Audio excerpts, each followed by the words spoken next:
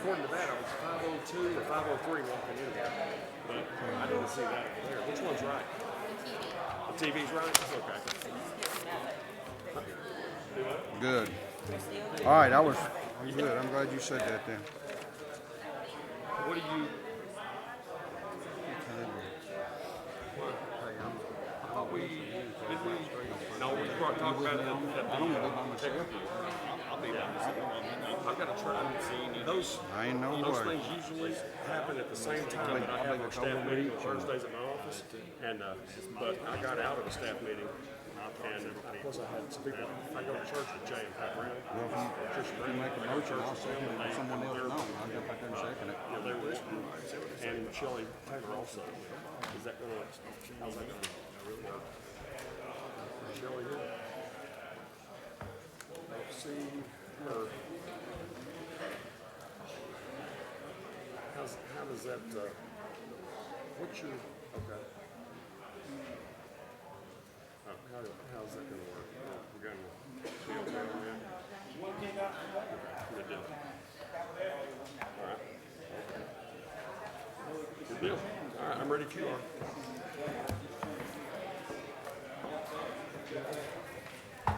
Luke, you good? Larry, y'all get over there? Cody, y'all get on that end? Ready to go? We're good. Let's kick this big,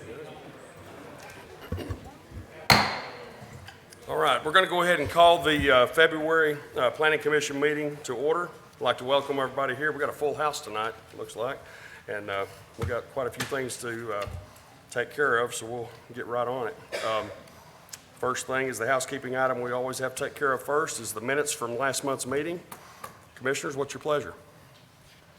I make a motion that we approve the minutes from our last meeting. Okay. Yeah, second. Okay. Is that Jim? Yeah. Thanks. All right, we have a motion and a second to approve the minutes from the January meeting. All those in favor acknowledge by saying aye. Aye. Any opposed? Hearing none, the motion carried. All right, item number 2.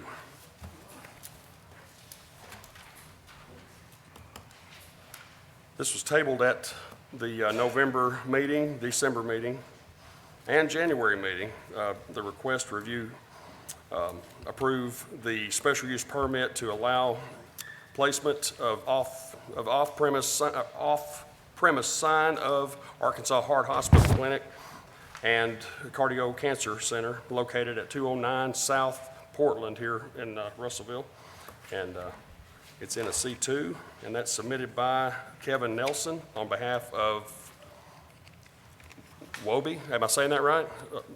Wobie Lane, LLC? Okay. All right. Sarah, did I say that right? Is that how you pronounce that? I've always referred to it as Kevin from Arkansas Heart Hospital. There we go. So. That sounds good. This is located over off of Portland Avenue, just off of West Main Street. The building sits back on the parcel behind Portland Avenue, and so they're requesting an off-premise sign at their driveway location to Arkansas Heart Hospital. This would allow the sign to be seen from West Main Street and when citizens turn onto South Portland Avenue. It would also give clear direction to Arkansas Heart Hospital. So this, it is staff recommendation that we forward this off-premise sign to City Council for approval. Okay. All right. Is Kevin Nelson in the house tonight? Sarah, is that what the sign's gonna look like? Yes. Okay, gotcha. All right. Is Kevin Nelson here tonight, or anybody representing Mr. Nelson? Okay. All right. Anybody else have any comment or any questions about this request? Commissioners? I move we approve. All right. Who was that? We have a motion and a second to approve the request for the special use permit. All those in favor acknowledge by saying aye. Aye. Any opposed? Hearing none, the motion carried. All right, item number 3, a request to table until today, okay. A request to close a portion of South El Paso Avenue between West 2nd and West 3rd Street, submitted by Dave Garza at Barrett and Associates on behalf of First Baptist Church. If you're from First Baptist Church, raise your hand. Yeah, I knew we had a pretty good showing here tonight, so anyway, Sarah, you want to go ahead and give us your staff report on that? All right, good evening. So the right-of-way in this section of El Paso is approximately 60 feet wide. It is classified as a local street. My comprehensive plan states in Objective 3 of the year 2020 plan that we develop new and maintain existing traffic circulation. Where appropriate, we continue to extend the grid pattern street network to interconnect streets throughout the city. We consider strategies to reduce the speed of traffic, which could include adding a speed table or a raised crosswalk or a lateral shift of vehicles, creating a meandering street. Design parking and circulation routes with distinct streets that include landscaped sidewalks, trees, gathering spaces, and short-term parking. The 2013 Downtown Master Plan and the 5-year update both state emphasize pedestrian-friendly downtown, including pedestrian upgrades, yet maintain/preserve the existing gridded street pattern, which includes preserving the existing right-of-way. In meeting with the clients and their design professional, they provided corrections to plans, including deterring traffic from continuing down a street that was closed, and showed how they would be enhancing the pedestrian view, including landscaping that makes a walk through the area visually stimulating, which is another goal of the Downtown Master Plan. However, there are 3 separate plans that have been approved by Planning Commission and City Council that include goals to develop new and maintain existing traffic circulation, requests to extend the grid-like pattern, to continue the interconnection of streets, and request strategies that reduce speed of traffic instead of closing the street. It is hard to see how closing the street realizes the goals laid out in the comprehensive 2020 plan in both the Downtown Master Plan and 5-year update to the Downtown Master Plan. The reason, from my understanding at previous meetings, which this closure has been brought previously and is currently being brought to Planning Commission, is because the mayor of Russellville asked First Baptist Church to help offset the costs of repairing the issue that we have with the drainage in the area. First Baptist Church has to put up flood protection measures anytime there is a major rain, since the drainage floods the street and waves from vehicles passing by may enter the facility without the flood protection measures in place. The city engineer has reviewed the savings to the city, and it is not a significant amount. The additional cost would be what First Baptist would be doing to all the extra items that they are proposing to add in the area that will in fact make it look a lot nicer than it currently does. There is a 16-inch water line and an 8-inch water line, along with a 6-inch VCP sewer line. So an easement, if we choose to close this, an easement will be needed to provide will need to be provided to cover those lines. The fire department has determined that access must be maintained from both the north and south sides of the building to the fire access panel in the event of the fire, which the applicant developer has shown how they would maintain that fire access. They would need to provide drainage easements. So if the vacation is granted, the entire right-of-way should remain a utility easement due to the number of utilities that utilize this section of the right-of-way. There are 3 different plans that need to be considered that have been approved by Planning Commission and City Council that reaffirm our goal of developing, maintaining, and preserving existing gridded traffic circulation. Thank you. Okay, thank you, Sarah. Dave, you want to? Okay.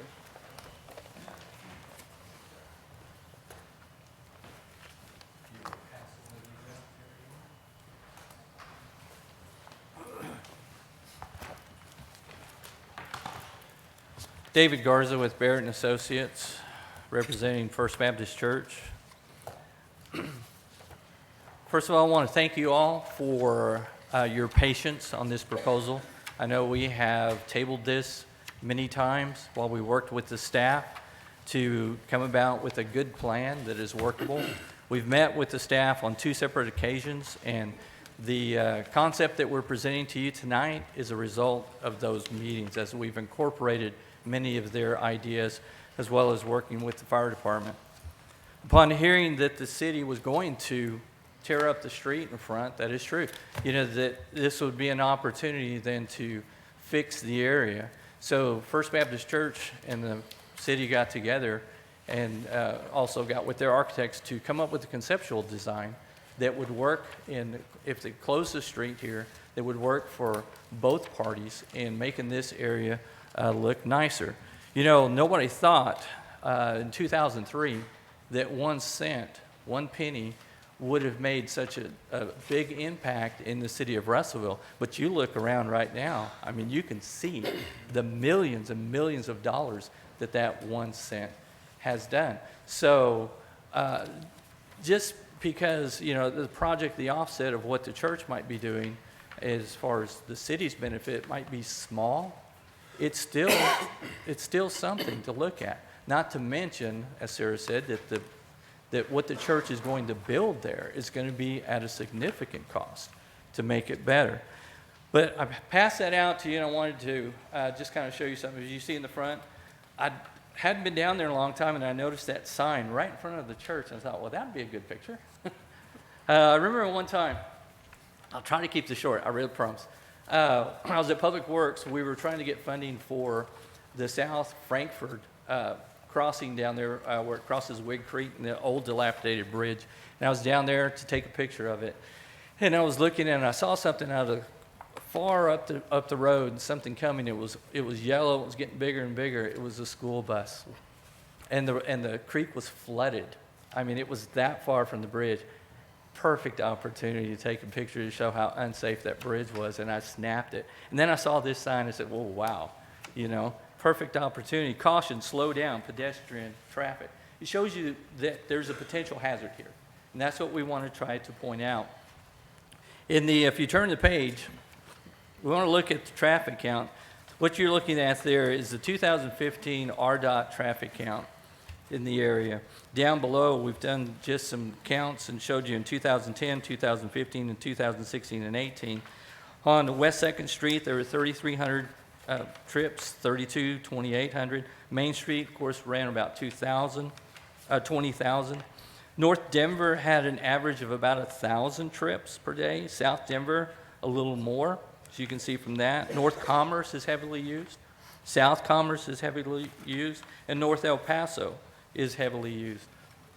If you turn to the next page, this is a traffic report done by the city traffic department. If you look up there at the top where it says vehicles, the vehicle count, it's only 323. Now, of the 7-day report, if you combine them all together and you averaged it, the average count at that section is 246 cars. That's pretty small, given the fact that probably many of those have to do with the church itself, with people coming in and out, especially during the peak periods. If you look at the peak periods next to that, the morning peak period is 11:15 with 39 cars. The afternoon peak period is at 2:45 with 44 cars. And there's a reason for that time frame. Gabe Frialdeholden's going to tell you why that is there, why there's 45 cars at that time. But that's pretty big compared to, if you take those out of that 323, you're down to 250 again. So this section of the roadway is not utilized that much when you compare it to Commerce and you compare it to Denver. Those side streets where people are coming from the south, coming north into town. I mean, they're in the thousands compared to 250. If you turn to the next page, the downtown in the background, the downtown Russellville master plan confirms that. As you look over in the appendage there where it says average daily traffic, you have the different color zones, talking about 0 to 3,999, 4,000 and above. You'll notice where I did the red circle, that's the section we're talking about. There is no color at all. So it confirms the very low traffic. Even in the master plan, it confirmed that this area has low traffic. If you turn to the next page, one of the things that the master plan wanted to do is create a pedestrian-friendly downtown. Downtown is different than the outlying area, than the residential area and commercial areas. Downtown is unique, it's more compact. And so when you have that more compact area and you have those businesses, there's more people that are going to be walking. And so it hit it right when it's to create a pedestrian-friendly downtown area. If you turn to the next page, it outlines the downtown area that is under design that we're looking at. And the pink circle is our street where it's at. So it's not even in that design sector, but it is adjacent to. But I just wanted to point that it wasn't in that sector. If you turn the next page over, it gives you the routing. So just to kind of give you some familiarity with what's going on with the plans for downtown, it gives you the routing, the major routing of downtown. And the street that we're asking to be closed is not in the affected area of the routing. Continue to go to the next page. I've highlighted just some points there of the downtown master plan. This is the 5-year update. And it said this down at the bottom, the highlighted area, to better leverage existing parking on the south side of Main Street by implementing crossing enhancements such as the pedestrian signals recommended in the original plan. You'll notice there are a lot of large parking areas south of 2nd Street. But the second part was very interesting. Establish partnerships with owners of surface lots, such as churches and banks, to allow parking when not used by their primary users. And this is perfect. The bank or the church built a huge parking lot, not only to the south of their new facility, but also to the west, that can be utilized for patrons that come down for special events to the downtown area. If you'll continue to turn, next page. The highlighted area says this plan is designed around the concept of readily accommodating pedestrians and casual bike riders. As such, more emphasis is placed on bike and pedestrian facilities that separate users from traffic and make them feel safer. If you turn to the next page, I've kind of highlighted an area. This is not on the plan, this is my plan. I kind of figure this, the shaded area, the controlled safety zone, I feel like this is the downtown that we want to capture, that we're trying to protect here. When we have the half marathon, when we have Oktoberfest, when we have all these special events that go on downtown, we close this area down. You know, I can see in the future that we're going to start having some events on 2nd Street as well. You know, as that area starts to begin to grow, I could see events down in there. You know, we'll close off sectors of those streets to allow people to come down and to just enjoy the festivities in these areas. But so you want to keep, what you want to do, if you look there, you see the P areas, the P sectors, those are your parking areas. And if you can see, they're on the outside edge of the downtown sector area, of the downtown area. So you want to keep that traffic, you know, that comes down, you want to keep them contained to those routed areas outside so that you don't have a traffic or a vehicle pedestrian conflict on the inner part. And it makes sense as they're looking for parking to keep them circulating on the outside area. If you'll turn to the next page. I was looking online, doing some research on connectivity and permeability, and I came across this report from Healthy Space and Places. It gives you a definition of connectivity, and when we're talking about connectivity, we're not just talking about vehicles, okay? And it seems like a lot of people tend to think that that's what we're talking about. When we're talking about road connections, we're thinking vehicles. Well, it's connectivity also means pedestrians, bicycles, and also your scooters, the skateboarders. And it doesn't necessarily mean that they have to have a roadway. They just have to have a connection, a sidewalk, a safe area, you know, a pathway, a trail. You know, as long as they have that, that's a connectivity. So the overview at the bottom was interesting, where it says, connectivity affects the degree to which transportation networks such as streets, walking, and cycling paths connect people to their destinations, including intermediate destinations such as public transportation services. Good connectivity provides easy access to key destinations for pedestrians. Excellent connectivity actively seeks to discourage car use by making local trips easier and more pleasant by foot than by car. Did you notice the picture? what it was showing there? They closed that area to vehicular traffic and made it pedestrian friendly in there and planted some trees. And you're seeing more and more cities starting to do that. They're not doing it everywhere. They're just doing it in key locations. So we continue. What they encourage is they encourage high interconnected path networks providing choice of walking and cycling routes that lead to local and regional destinations. Limit road connectivity to encourage cars to use arterial roads rather than local streets, and promote walking as the local trip mode. And that's where I was talking about, that area around the city. Limit the cars, bring them around there so they can go to the designated parking areas, and then allow people to walk in to our restaurants, walk into the city, and enjoy those pathways. Closure of existing roads will, while maintaining pedestrian access, to increase pedestrian and vehicular safety by removing unsafe intersections, and improving pedestrian and cyclist safety through the provision of safe street crossings. And the principle is used by the Highway Department. If you turn to the next page, I want to look at a different area. We're going to look at South Boulder. South Boulder Avenue. It's a small section. It's not a very big section. It's a very low traffic count.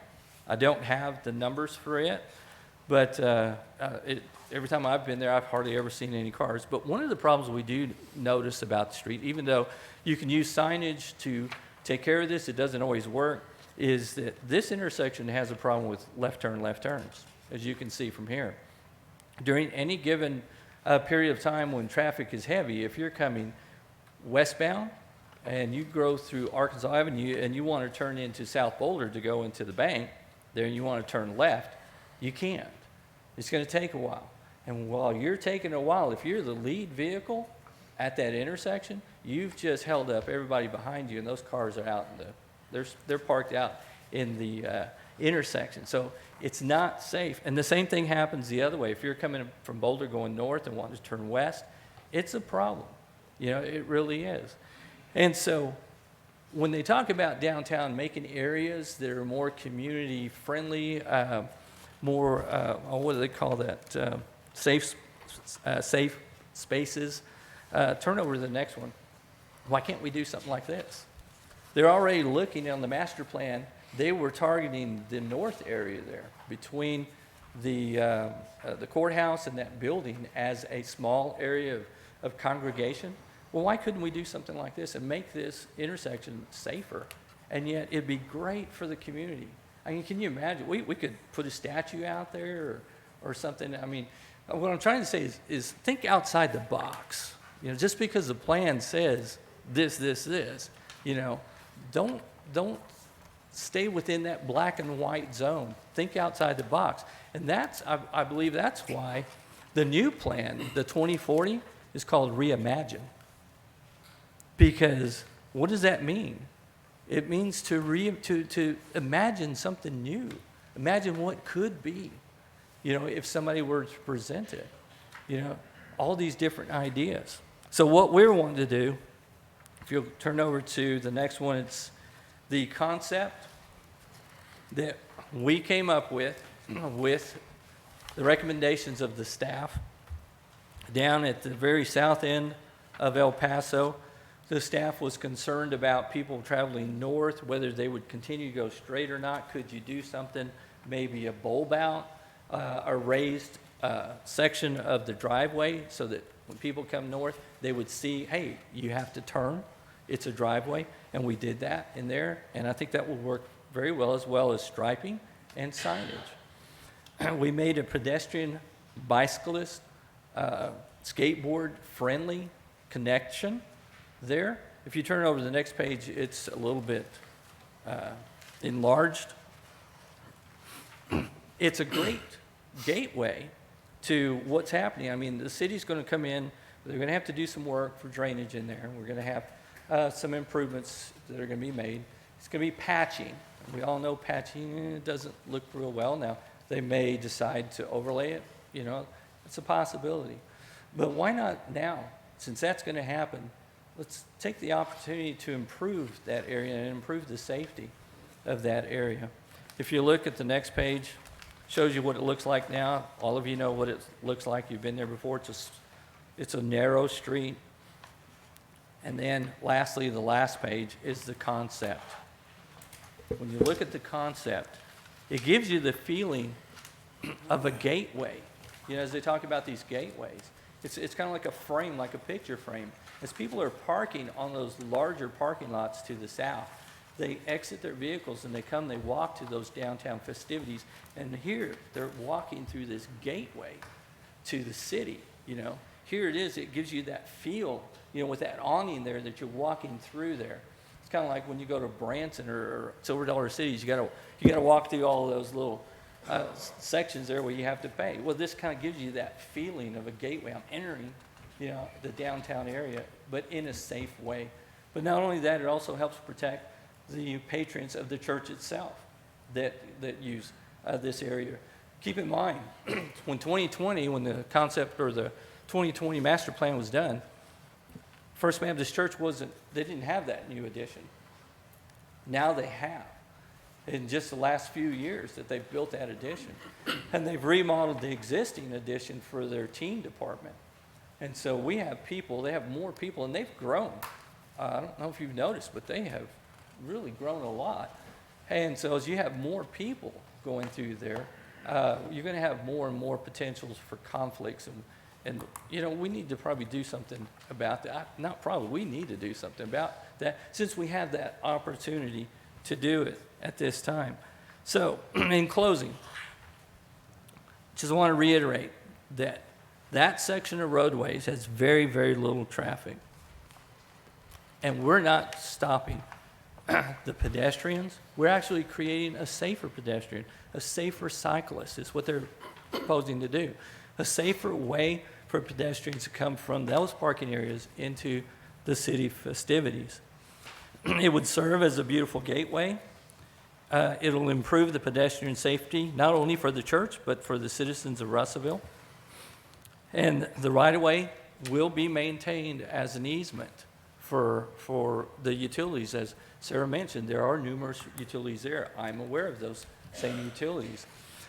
But what this will do, if those utilities ever have to be repaired, as it is right now, what's there is 8 inches of concrete and then asphalt on top of that. All of that's going to be removed. And they're going to put in new asphalt, and sidewalks are thinner. So it's going to make it easier for somebody to come in and cut out a section and repair their utility than what it is now. Because the church, the construction of what the church will do, they're going to remove all of that thick concrete and remove that so that the utilities won't have to deal with that. In my opinion, the design demonstrates what I believe is the intent. In any case or any time you're dealing with something, even in surveying, I deal with survey all the time, and I have to read legal descriptions, and many of them are pretty old, and they're hard to follow. I have to go back to what was the intent. What was the intent? What did they intend to do? And here we intend to create a great, beautiful landscape, a gateway into the southeast part or southwest part of the city, coming into the city, as well as protect not only their own citizens or their own patrons, but also citizens of Russellville as they go through here. That's the intent. And I think we meet the intent of beautifying and making something look nice for downtown, because that's the whole purpose. We want downtown to look nice, to look special, something different, something unique. And they plan on doing that with this type of construction. You know, the natural flow of growth, whether it's tech, whether it's a business, or whether it's a church, is when it grows, it infills. It infills. And in this case, the church is separated by this right-of-way. It's natural for it to want to do this, to want to put it together as part of their unit. But in this case, they do understand the importance of the connectivity to the city, to the downtown area. So they want to make it safe, but at the same time, keep it open for pedestrian traffic and cyclists. So, There are several people here from the church that would, and the community that would like to speak on behalf of this submittal. So unless you have any questions of me, I'm going to yield the floor to them at this time. Okay, go right ahead. Who's going to step up on, where's, I do ask that anybody steps up to the mic, if you would state your name for the record, that way we've got it on file. Appreciate the opportunity to be in front of you guys and ladies tonight. My name is Gabe from Aldenhoven, church liaison with the city on the project. Just to give you guys a little bit of history, I started having a conversation around this project probably between 3 and 5 years ago with the former mayor, former city engineer. As you guys know, downtown has flooded for a long time. It's nothing new to this area. We all know that sometime in the next 12 to 18 months, the brunt of downtown is going to be remodeled, if you will, from a utility side of things, from an infrastructure side of things. As we looked at solutions for flooding down El Paso, the reality of it is there was nowhere for that water to go. If we take the water to Second and El Paso, it can't get on downtown from there. And so it's been a discussion that Mayor Renee Horton and I visited with at that point. It was conceptual at the time because it wasn't doable at the time. And so it's percolated to the top now because the Downtown City project is on the horizon. We want to be proactive with this. We want to make sure that this is something that we get out in front of as that project starts to begin. By asking the city to vacate this segment of El Paso, what we're wanting to do is to partner with the city to create a green space and create a conduit into downtown. We realize, and we want to be a good city partner. We want to be a downtown partner. For years, we have a long history of the city using our parking for downtown events, whether that be Fall Fest, whether that be the Christmas Parade, whether that be Las Vegas. We want to be a good downtown partner, and we feel like that this could be an avenue, this could be a conduit for us to safely help pedestrians get into downtown from large parking areas on the outskirts of downtown and the outskirts of those areas that get closed. For us, it provides a much safer environment for kids. We have a large number of kids that attend certain parts of their day on one side of the street and the other parts of their day on the other side of the street. So this is about getting kids across the street safely. It's about getting elderly across the street safely with the new sanctuary on the west side of the road. We want to be a good neighbor. We want to do this in a way that creates a minimal impact on those around us. As David mentioned, the traffic count on El Paso, that's something that we looked at back when Randy and I were talking about this 3 or 4 years ago. We want to make sure that we can have as minimal impact in that area as well. I think it's interesting when you look at the peak times on that traffic study that afternoon, it coincides directly with when 120 parents pick up kids from Mother's Day out. A high percent of this traffic is our folks. It's the phone company who has signed on for this project and is agreeable to the project. And I don't want to neglect, there are folks that will be impacted. And I want to be sensitive to that. But we feel like a high percent of that traffic count is our folks in service to our facility.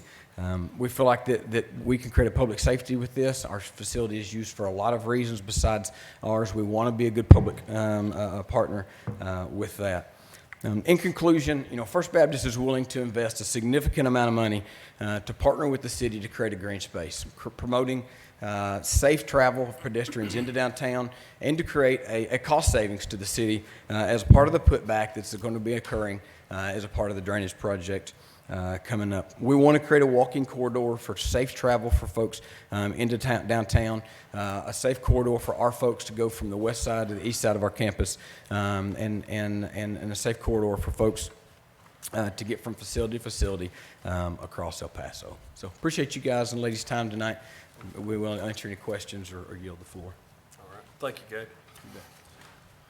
All right, is there anybody else from First Baptist okay? You're not from First Baptist? You live downtown. Do you want to speak? Yes. Please do. It doesn't matter, either one. My name is Patty Whiteside. Is that, I live at 513 West 4th Street, which is 2 blocks down from the Baptist Church, and I really appreciate the work Dave put into describing the virtual utopia down there, but unfortunately, they left out one aspect of their plan. They did not talk to the pesky people living down there. And obviously, we might have a little bit different impression of the whole thing. When they first started, it started with the Methodist Church taking a whole plat of our beautiful homes down there and building their big add-on to their church, and then it started with the Baptist Church doing the same. And when I drive up to the church, and I'm not saying this in a rude way, but to me it looks like the back of a Target store. It doesn't look like a utopia that I'm driving into. We also had a beautiful wooded, treed area, big, wonderful trees that were cut down for their parking area. Great. The reason there's probably not as much traffic on El Paso is because we've all had to try to figure out different ways to go now to get home. Because on Wednesday night, I can't go down Commerce, I can't go down El Paso, and now they have put a crosswalk in the middle of one of the busiest streets in Russellville, and that's Glenwood. So that I have to go through a stop sign, and then I have to stop in the middle of the road, hoping that nobody comes up and hits me from behind, or that one of the many ambulances that have to come down to Glenwood House that I live right by comes down that street at the same time. So we are virtually blocked from getting to our homes on that end of town 3 different ways, at least twice a week. So now I have quit using El Paso because it's blocked. One time, that when they used to use the little cones, I was thinking about my grocery list and ran right through the whole shebang. And these little kids were out there and said, "Well, ma'am, do you want us to move the ones in front?" I said, "Yeah, go ahead and move them so I won't hit them too." We live down there. It might not look beautiful to some of y'all, but to us, we put in a lot of blood, sweat, and tears down there. And we had a lot different vision for what our area down there would look like, but unfortunately, it has not come to pass that way. So What did you say your address was? Where do you live? 513 West 4th Street. 550. I live on the corner of Glenwood and 4th. And you know my house right now because the fence is falling down and it's fixing to get redone. So anyway, I've been there 18 years. I can't believe it's been that long. But the church might bring a lot of wonderful things for the Baptist people, but they're not bringing that much for the people that live around them. And I don't think, first of all, I don't think there should be a crosswalk in the middle of a busy street. I think it should be up on the corner where we can stop behind a stop sign and wait for people to cross. And I don't think they need to be closing off El Paso, because if it's not that busy, why are they worried about it? Let us be able to drive through there. I don't drive a bike or walk to work. I have to drive my car. So I'd like to be able to do that every day of the week and get to my house without having to go around barrels, across a box, and closed off streets. Thank you very much. Thank you. All right. Let's step up to the mic. Is that microphone working, John? Is it on? Yes, okay, go ahead. Lucas Cox. I'm also a resident downtown. I'm actually one of the 2 driveways on El Paso, south of the church. And I would say that I would have to disagree. I apologize. I'm for that. Reason being, there's 2 houses down that road. I have small children. We use the park that the church provides for the neighborhood there. And it will make our transit to that safer. When there is traffic going down that road, they do tend to go faster than you'd like them to, common with most roads. And given the circumstances, I think it would be a value add, so I would vote for that. All right. Thank you, Mr. Cox. All right. Go ahead, Cliff. For the record, I'm Cliff Gooden. This is the 2nd month in a row I've been here to talk to you all. I hope this doesn't become a habit. We enjoy your company. To give, again, another history lesson, to tell you how we got to where we are. I was first involved, starting back in the 80s, when we built the first building across El Paso, on the west side of El Paso, and have been involved somewhat in each one of the construction projects that's gone on since that time, and there have been numerous ones. Prior to building that first building, we anticipated that we were going to move out of town, and we bought 60 acres over on 12th Street, and then decided not to make that move, and decided to stay downtown. And I think that we've been a good downtown citizen. We didn't go out and try to buy everything that was in sight. We made it aware that we were interested in buying property down there as people wanted to sell it. And over time, we have acquired about between 4 and 5 blocks of property down there, and they're all being used either with improvements on them or with parking lots. First time around, we built that first building over there, we came to the city and asked if we could close El Paso. It was not something that the city was interested in doing at that time. We also asked if we could put a walkway and connect the two buildings overhead, and that was something that the city was not interested in us doing. We have had an issue with water there. When it rains and rains any appreciable amount at all, it's impossible to cross from one building to the other without getting your feet wet. I mean, you can, if you had knee boots on, you probably could get by without getting your feet wet, but with the type of shoes that most of the people wear most of the time, you can't. And we've visited with the city on that on a number of occasions. Haven't been able to go forward and get anything resolved on that issue until, you know, as Gabe said, starting about three to 5 years ago, the city started talking to us about a major drainage issue down there that hopefully could take care of our problem. We do appreciate the cooperation we've had from the city. We've been able to close that street on a temporary basis for Vacation Bible School, for our Wednesday night services and so on, to protect the children. Although over the long haul, this would be the very best for the city and the church. And the church is happy to spend the money to help with the cost of doing that project.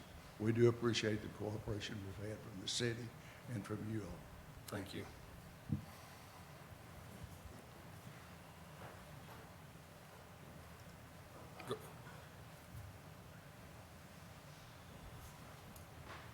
My name is Jamie Sykes. I have attended First Baptist Church since about 1972. My parents took me there as an infant.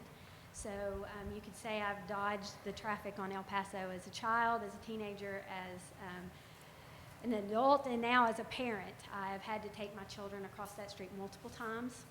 Starting in about 2002, started working at our Mother's Day Out program, and about 5 years later became the director of our Mother's Day Out program and was in that position for about 11 years.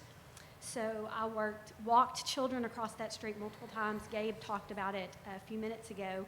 And I kind of did a little research. About 2 years ago, I started working in the actual business, in the offices of the church. And so about the past 2 years, I've been amazed to watch the things that go on in our church. While I was at Mother's Day Out, I didn't see a lot of those things, but just wanted to give you a couple of ideas, a couple of things that happen. First of all, Mother's Day Out services about 125 kids, and I did a little bit of research, and about 70% of those are non-church members. So about 70% of those children that are walking across the street or the parents are using that do not attend our church. Also, we have BSF that meets every Tuesday at our church. They have about 100 women, and about 60% of those are non-church members. So 60 women use our church for that Bible study, and they have to park and then walk across the street and dodge traffic to get across the street. And some of those women, we have to get wheelchairs for them and walkers and things of that nature. We also have Upward that meets every weekday night and during basketball season, and then all day on Saturdays. And that is 260 kids plus their siblings plus their families. And it is estimated that that's about 60%, again, non-members of our church that are using our facilities. We have AA meetings that use our church twice a week. That's about 90% of the people who attend those are non-church members. We have Entergy and the Forrest service have special events, use our facilities often for retirement parties and special events. We provide our facilities for booster club meetings, for cross-country booster club, football booster club, basketball booster club for Russellville, and they meet at our church often. We also have football, basketball, and cross-country end-of-the-year banquets. And the majority of those people that come to those banquets do not attend our church as well. We provide lunch for the football team at every home football game. And so those kids are dropped off on a bus and then have to walk across the street and get into our facilities. And again, the majority of those kids and coaches do not attend our church. We have Gideon meetings, few other things. ATU, we have internationals that meet at our church every Friday night, and they use our facilities to play basketball, and they use our facilities in the East building, and they have to walk across that street to get to both of those things. We have a benevolence ministry for 2 days a week where people from our community can come and go to our clothes closet, go to our food bank. We help with lots of different things, but I guess my point is 90% of those people do not attend our church.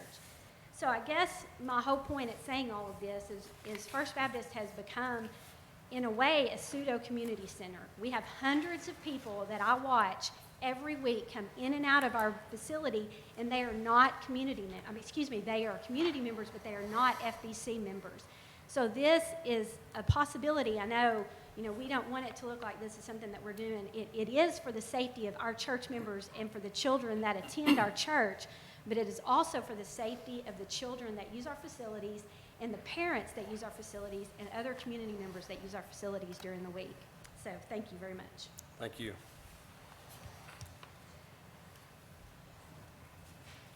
My name's Forrest Bale, and I do have some concerns with El Paso being completely... What was your last name again? Bale. Bale. B-A-L-E, yeah.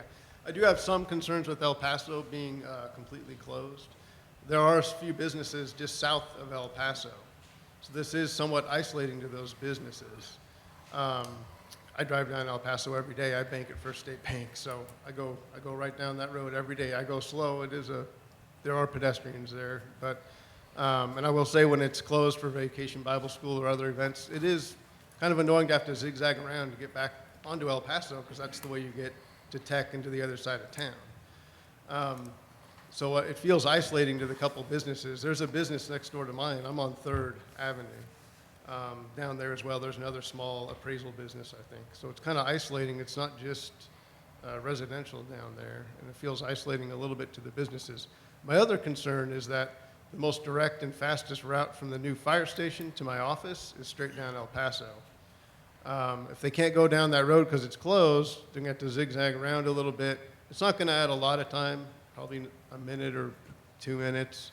But I will say, if I'm calling 911, it's a life and death issue, and a minute could matter.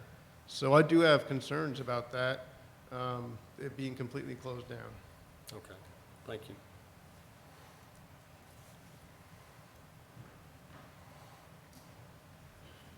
Hi, my name is Mike Cloud. I work at First Baptist Russellville. I would just like to say that in the 13 years that I've worked there, my primary duty now is I oversee the allocation of education space. We do have education space in both buildings, the east building and the west building. It involves children of all ages up through senior adults that on a weekly basis have to cross that street. And so I wanted to speak to that safety issue. It is a weekly issue. Also want to make sure you're aware that El Paso, South El Paso, just goes on for another 2 blocks south, and then it comes to an end there. So there are only 2 more houses south of that anticipated closure, one of the homeowners, which has already spoken to this as well. But I just want to reiterate, as a staff member, what has been shared, that we want to be a good partner with our community. And for many, many years, we're happy to assist with great events like the Christmas parade, Russ Vegas, various events that happen all throughout the year, as well as the events that you've already heard about that happen that attract many, many people from our community as well, from Dardanelle, Dover, to our church. And so I just wanted to stand as a member of our church staff and share those details with you, but also thank you for your cooperation. Thank you. Thank you. All right. Anybody else? Go ahead. Morgan, you're next. Okay. This is a gorgeous building. I've never been in it before. My name is Darlene Jernigan, and I am the preschool director at First Baptist. And, you know, we talked a lot about growth. We've talked a lot about safety. We've talked about church members. We've talked about a community. Hey, I'm here for the least of these. I'm here to talk about the safety of all of our children and our small children. And we have a lot of activities at our church for ourselves as our church, as our Baptist church, but also for the community. And we have a lot of children that have to cross that street, not only just on Sundays, but not only just on Wednesdays, but on Mondays and Tuesdays and Wednesdays and Thursdays and Vacation Bible School, all the other different types of events. And my concern is about the safety of our children, and because we have so many and we have grown, you just can't get across that street in 1 minute. It takes a lot of time, and it takes a lot of adults to take these children back and forth across the street as well. So I am for the closing of the El Paso Street there for that little section, and I thank you for your time. Thank you. Morgan Barrett, step up to the mic.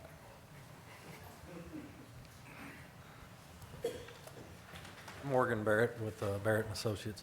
Just wanted to kind of fill in a couple blanks on some of the things and address a couple issues.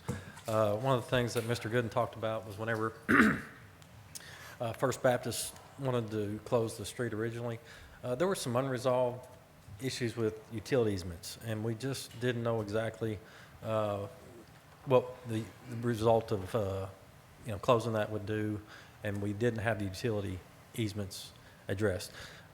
We do have that addressed now with this proposal, so that's one of the things that kept us from actually considering that last time it was presented. One thing I wish we would have done with the information we got was get the volume of pedestrian trips back and forth across that roadway. We could have compared it to the warrants for pedestrian crossings and the associated volumes, but I can tell you it would warrant a significant pedestrian crossing area, either signs or lights. I mean, there's warrants that justify the different types of pedestrian crossings. One of the other issues I think was just mentioned was the kind of platooning when there's large numbers of students coming across or children coming across. That's extra delay for traffic, and people get impatient. I think you heard some people, or one of the people that spoke talked about how they ran through it. I mean, that's another reason why the street should be closed. Those things happen.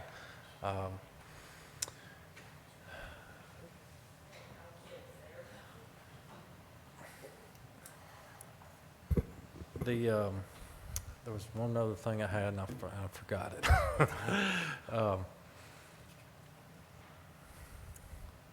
She said that, Mr. Goody. I guess that was it. I think I covered it all. But I think, I remember what it was. And just because you do something once before doesn't mean you should do it again, but I just want to give you some justification, another kind of filling in the blank. On the Methodist Church, when that right-of-way was closed, I was city engineer at the time. We did look at all that, and this is the situation we wanted to avoid, having people having to cross an open roadway with vehicles and having large numbers cross it. It's not an ideal situation. And, you know, as we have 3 large campuses, church campuses downtown. This is the only one that's split significantly by any type of open roadway. The practice of closing a roadway, I understand the connectivity that the planner mentioned, but the practices of closing a roadway to consolidate campuses is an accepted practice. It's the safest way to achieve it. All you have to do is go to Arkansas Tech on their campus. I could mention, or I could give you examples all over the nation that I've seen. Little Rock, Memphis, Louisville, Kentucky. It happens all over the place. But all you'd have to do is go to Arkansas Tech and see how they address it. They've closed a lot of their internal streets to facilitate the pedestrian movement and prevent the potential conflicts of pedestrians and vehicles. I won't go over everything Dave covered. He did a pretty good job of that. But if y'all have any questions of us, we'd be happy to answer. Thank y'all. All right. Commissioners, do you have any questions for anybody that is for either Morgan or anybody from the church?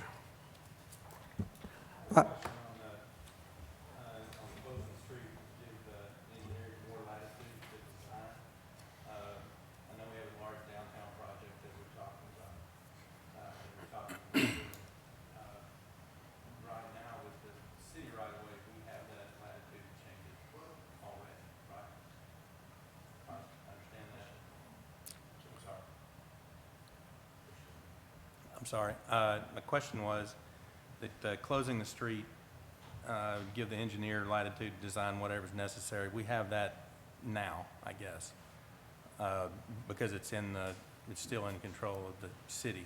With the large downtown project that is being talked about,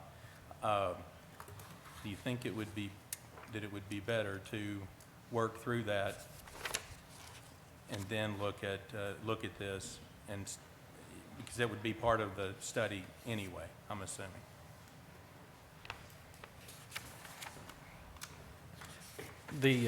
We're involved with working on the drainage project for this area. I also have been helping the architect facilitate the streetscape plan that's going on, and we've been working with a lot of and taking into consideration all the private development that's been taking place. On the opposite corner, First State Bank just went in and redid their whole rear parking lot and put in a new drive-through. And there's a lot of other private investment and development going in through downtown. So all this, we're trying to coordinate and work to where it is cohesive.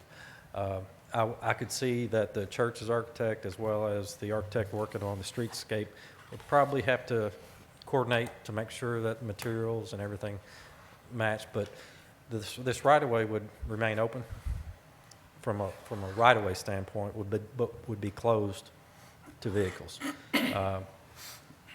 So, I mean, we can still design however we need to.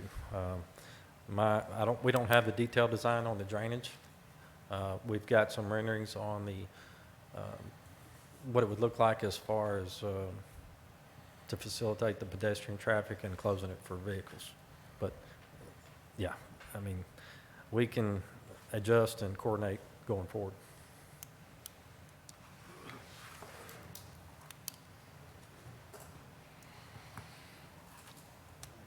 Yeah, go ahead. I'll say, just for clarity on that as well, one thing we've expressed to the city through this process, we understand there's going to be a coordinated streetscape downtown. Now, I think that's probably still in the workings to be determined. As a church, we're willing to work with the city. If the city desires for us to match that streetscape, again, as a conduit into downtown, we're open to that. If the city says no for different reasons, we want you to do a different streetscape. We want it to be different than ours to prevent that it looks like a mixing of situations. We're willing to do that as well, and so we're very very open to that piece of it. This is one thing and I think it's in our proposal, and Dave, you can correct me if I'm wrong, that this going through is definitely contingent upon downtown happening. If downtown doesn't happen, we don't have anywhere to go with this water, and it's not a prudent thing. But you know, we feel like that if something were to happen in that change, this would definitely not be on the table. Thank you.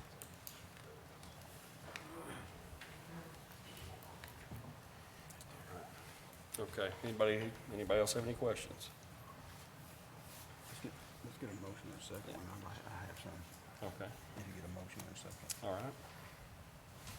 Sarah, have you guys, in your conversation, I may have just missed it, and Gabe, this may be a good question for you as well, but you guys actually talked about those specific requirements should this transpire? That would be on the church on that side of it? We have not necessarily discussed exactly who would be responsible for everything to a level of detail that I'm sure we would absolutely know who's doing what. My understanding is that the city is working on the project to help relieve the drainage in that area, and then everything that's above street grade would be done by the church. I know if we do not close the street, we're just going to go back through probably with a patch. We might overlay it in coordination with downtown, but I'm not entirely certain on that. A lot of those details have not been worked out yet. Did I understand you, if you don't close it, you're not going to fix the drainage? No, my understanding is that we are currently working on a drainage project for downtown, for that area there. It's just, we won't be restoring it the way the church would be. It will look just like South El Paso looks right now.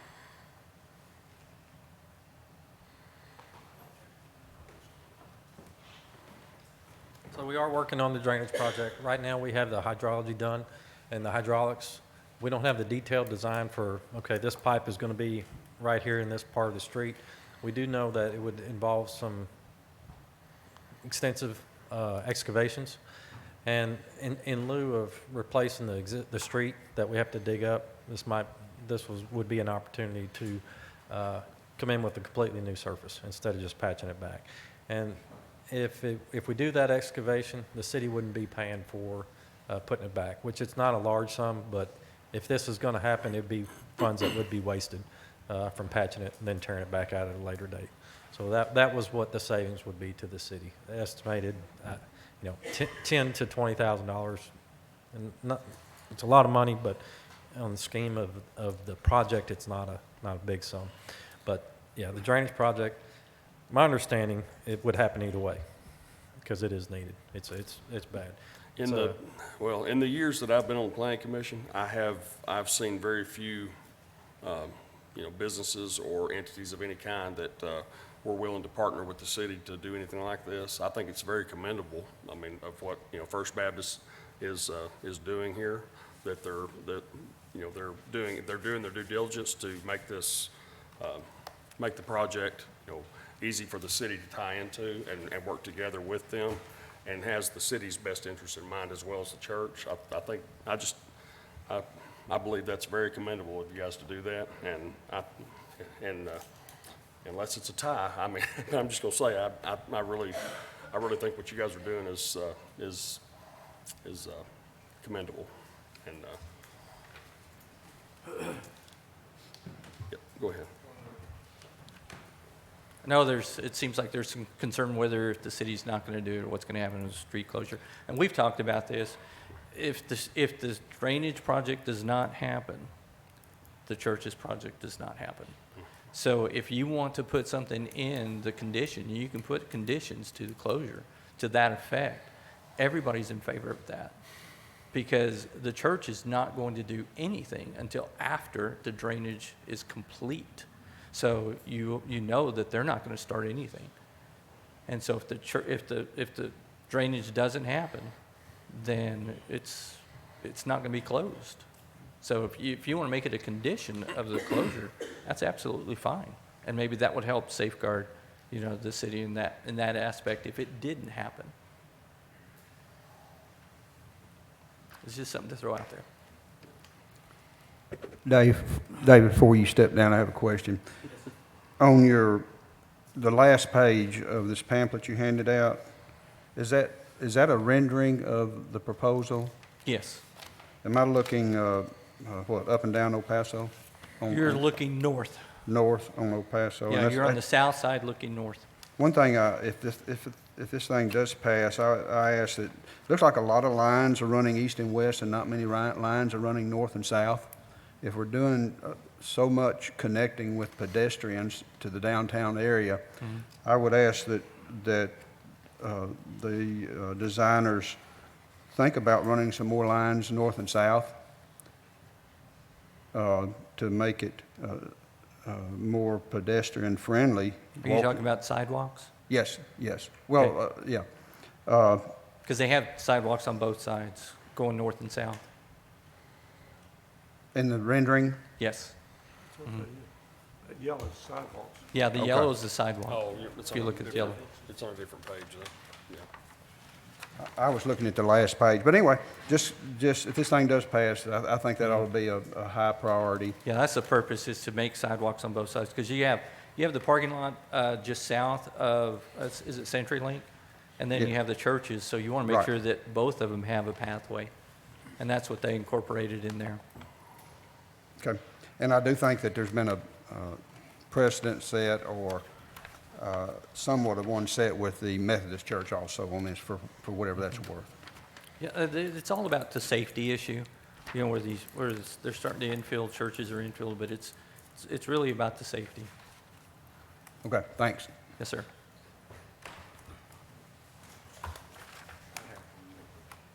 Richard, I heard the fire department mention a while ago. Have you guys looked at this? He knew that was coming.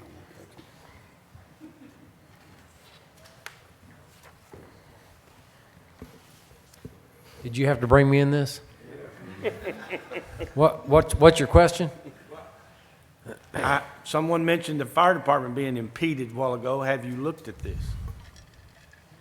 Well, actually, I have looked at it. You'd have probably already heard about it if I was adamantly opposed to it. If you give me my choice or preference, it's always going to be through streets and grid and all that, access from multiple areas. But it's not always about choice or preference for me. It's about, some compromise and is there a threat to fire protection? Does it increase any kind of risk? And having these cul-de-sacs pinched down where we can access from both sides is obviously is workable for us. And like Morgan mentioned at Arkansas Tech, they do a lot of pedestrian friendly. They promote that there, and we have ways that we can access, and it doesn't really, and it requires more pre-incident planning on us, but it doesn't necessarily keep us from doing our job. And so that's basically how we make our decisions. Thank you. All right.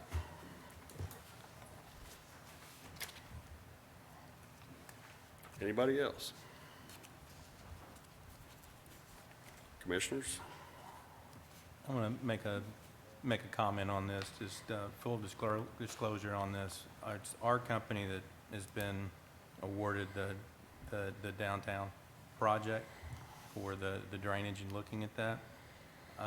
If I have any concerns on that, and I think the Baptist Church historically has done a great job for the community, and will continue that. There are other downtown properties as well, I think, that could make the case of making, of potentially closing streets, at least during business hours. And I think that's a possibility. I feel like that when, personally, but for full disclosure on that, when the plans are further along for downtown, I think then pulling this in, I think there'll probably be some other ones that will come into this as well, or at least come into question. So that's more my comment on it. It's not a question of what the church does for the community or the safety of it. I think there are definitely times that the street needs to be closed off, for sure. I think there are definitely times that other streets inside this area would be justified in being closed. The Methodist Church, obviously, during their programs, Sugar Creek, during their work hours. I think that we need to be prepared for other justifications of closing streets if we do this. And I think that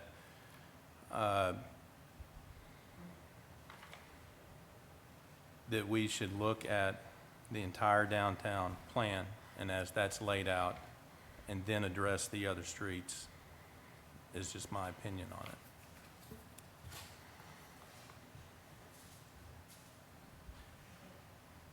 Sarah, you mentioned the downtown plan in your staff report to us, and how you didn't necessarily think or feel like this was congruent to that, or am I may not be understanding what you're saying here. Can you maybe dive into that, kind of understand where you're kind of going with that aspect of it as well?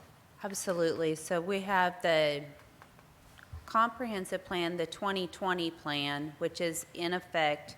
The Reimagine Russellville Plan 2040 has not been adopted yet. I know that Dave referenced that, but that has not been adopted yet, so I did not review that. And then we have the Downtown Master Plan and the 5-year update to the Downtown Master Plan.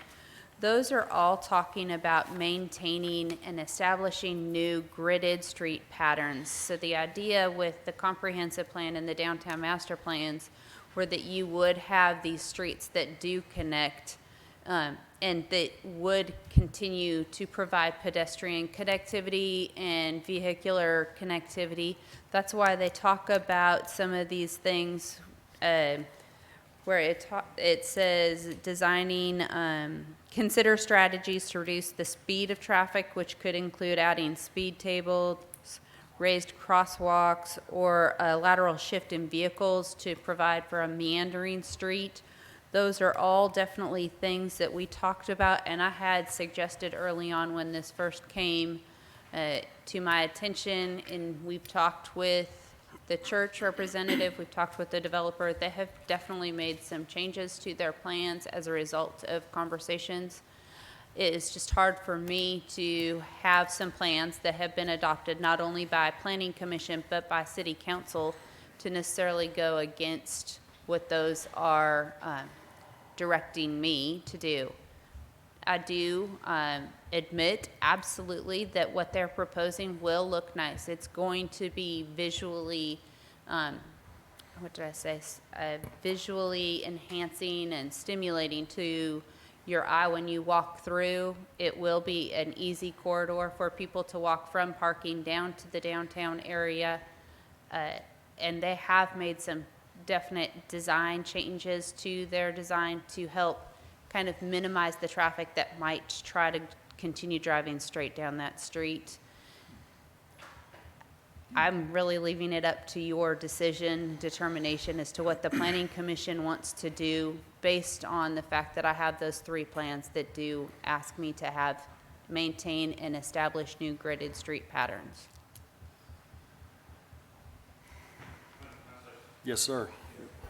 I'm not going to address this particular closure issue because I do attend First Baptist, and so I'm not going to make a comment on that. I do want to address the connectivity issue and my perspective on that, since we are doing the master street plan. If you go in my office and look above my desk, and the city engineer looked at this the other day, you'll see a grid of our community. And this is 1953 that the street plan and this grid was put together. This is 2020. I have a hard time saying that we've got to adhere to a 1953 street pattern. So anything that comes out of our master street plan before I will buy into it, we got to consider the fact that we're going to be here in 2060 and still adhering to a 1953 grid pattern.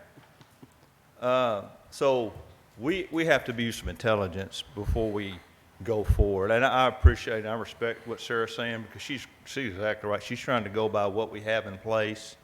But I'm just letting you know, before I personally will buy into any additional street plans and master plans for our community, they got to give us the flexibility to consider the dynamics of our community today and in the future, and not be built upon a grid pattern that dates back to 1953. So, thank you. Thank you, Mayor.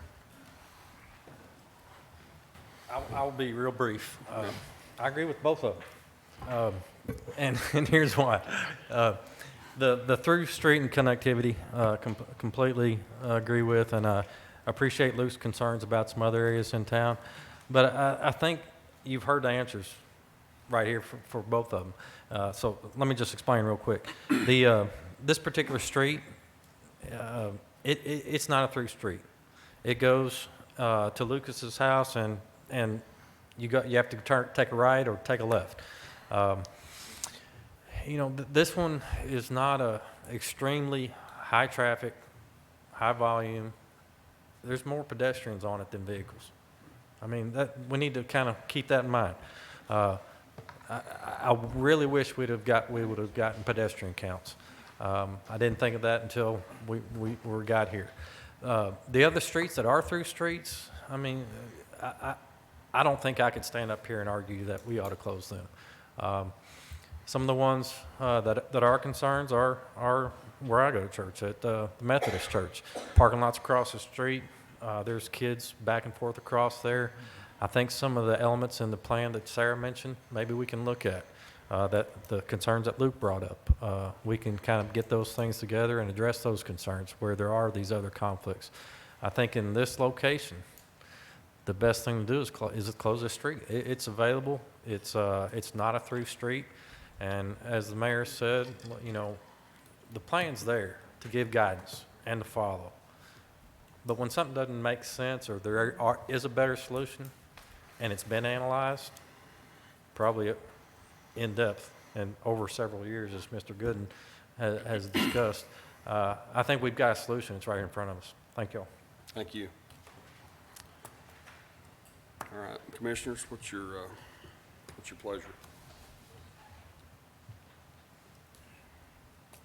Do you have any more questions, any more comments? We need to move forward with this one way or the other. I'll make a motion that we approve the project subject to the drainage being done by the city. I second. Who was Larry seconded. Okay, we have a motion and a second to approve the request. All those in favor acknowledge by saying aye. Aye. Any opposed? No. Hearing none, the motion carries. All right. No, we need to have. Oh, we did have a no. We did have a no? We need to have a roll call on that. Okay. All right, let's do a roll call. Don Jackmore, No. Nathan Barber, yes. Hatley, No. Cawthorn, No. Duffield, Lanier, Yes. Smith, Yes. Black. No. 5 no, 3 yes. So my vote wouldn't have mattered anyway. Okay. All right. All right, we're going to move on to item number 4.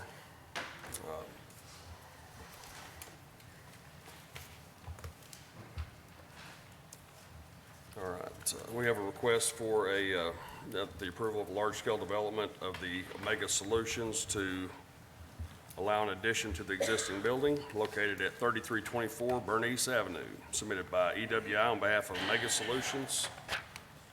Sheriff?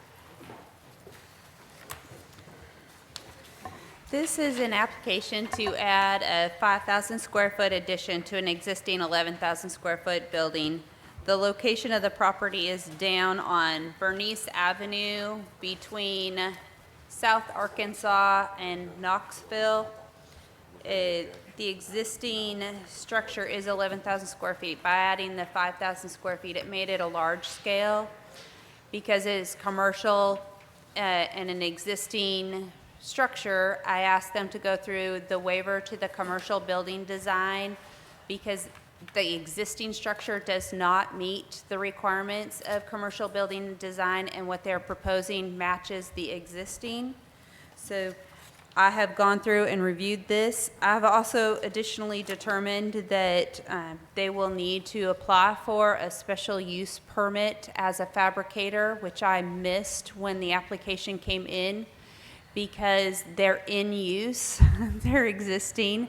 And so that was not something that hit my radar right away.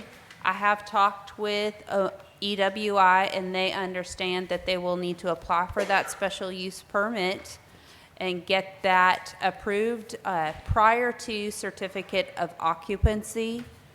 Everything that they're proposing for the large-scale development is in line with, and in my opinion, looks like it is going to fit in with what you can approve for large scale.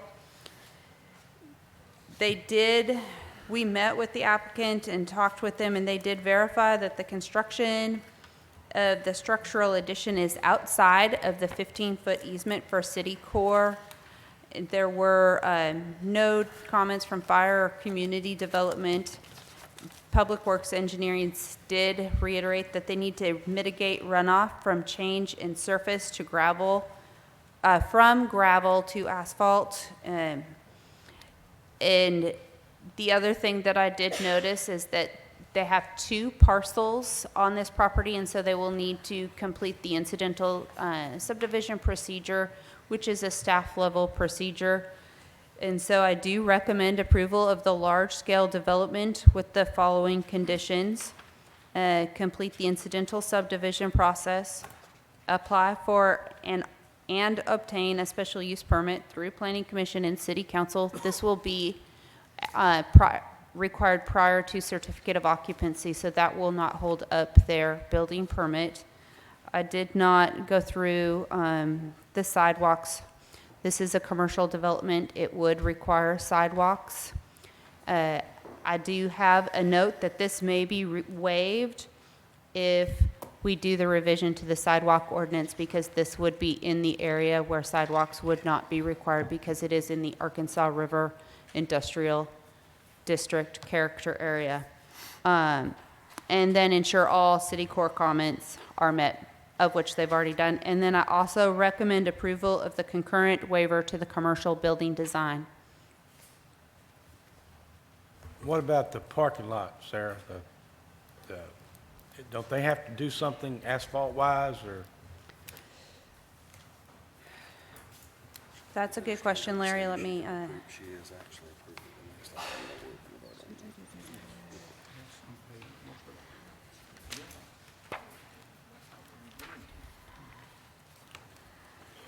they have an existing asphalt drive, and they have existing concrete parking.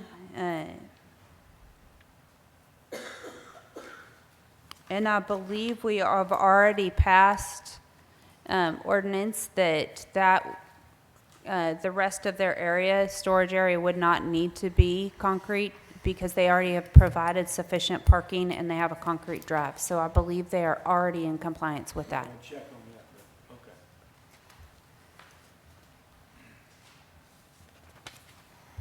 All right, thank you.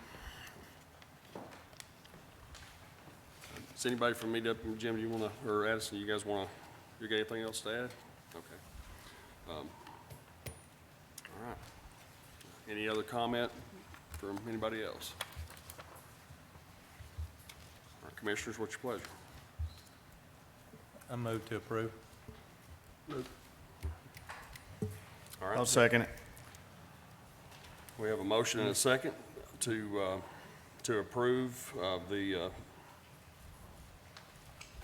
large-scale development. application. All those in favor acknowledge by saying aye. Aye. Any opposed? Hearing none, motion carried. And I believe I did understand you to say that you did approve the next one as well, Yes. So, do you want to elaborate on that, or is that, okay, all right, okay. Commissioners, what's your pleasure on item number 5 here? Basically, she covered a lot of that a minute ago. Yeah. Okay. I'll move to approve. Okay, we have a motion to approve. Luke? All right. We have a motion and a second to approve the request for the waiver. All those in favor acknowledge by saying aye. Aye. Any opposed? Hearing none, the motion carried. All right. Item number 6, we have a request for a large-scale development for Tabor Extrusions to allow an addition to be extending the building located on South Elmira. It's submitted by Dave Garza and Associates on behalf of Alan Hatcher. Sarah, take it away.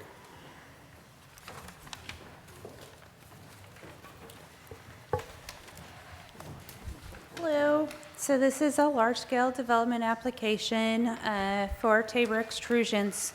I know we just ran through a large-scale development for Tabor just over a year ago. They completed that project, and when they went through,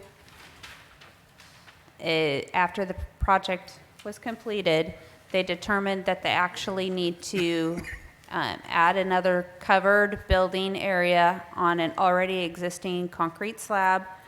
And that addition made us come back to large-scale review because that was not included in the original review. As you'll see from my review of this, a lot of the comments were already addressed in the previous large scale. There really was not much to review here. Everything that they're doing for the addition is behind the structure. It's not even something you see from the front of the property.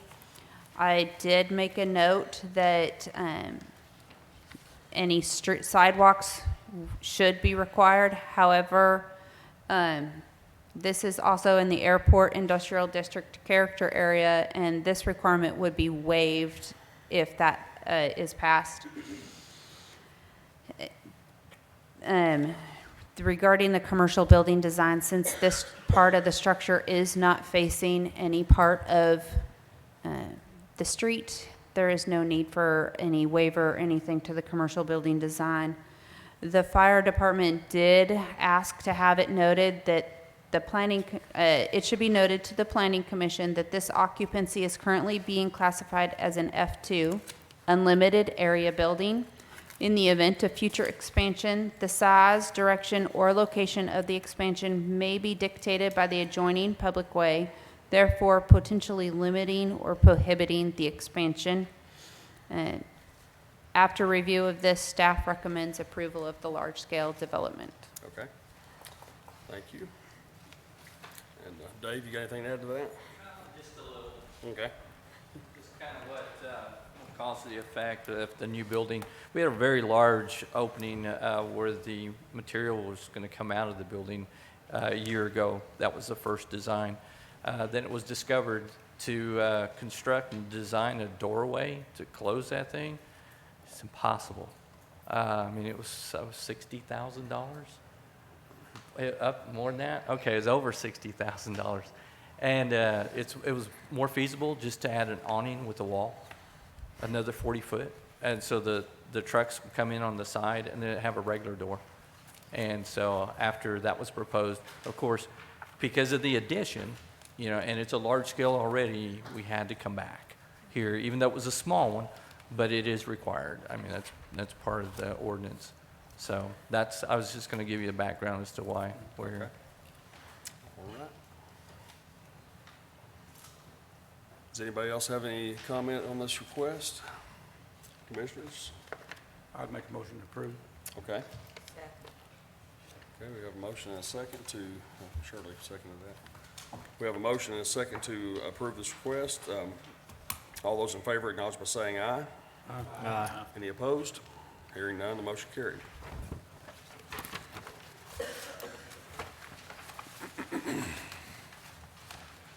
All right. Item number 7. We have a request to vacate the south 15 feet of East C Street on the east 10 feet of South Detroit Avenue along lots 5 and 6.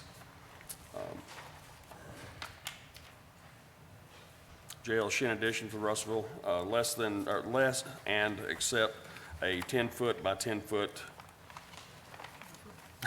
Is that okay, yeah, that's a typo there, okay.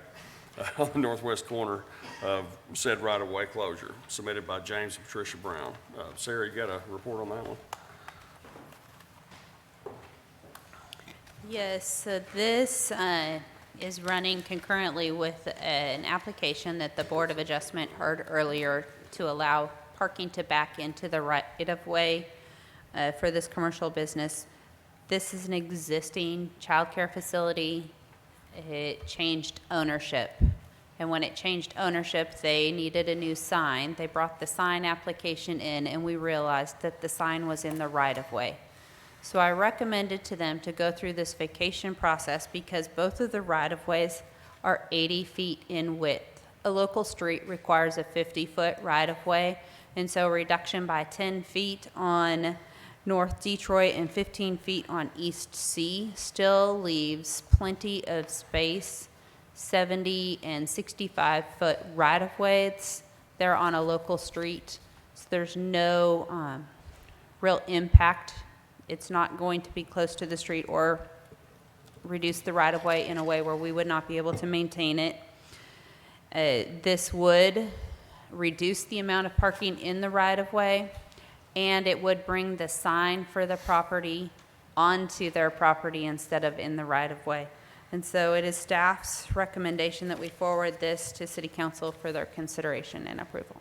Okay. All right. Is James and Patricia in the house? Is anybody here?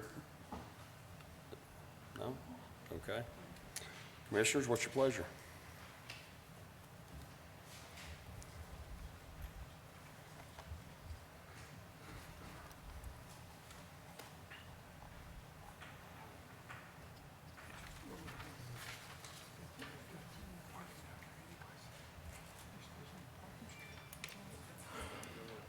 We need to move this on to the city council, guys. Let's do something here.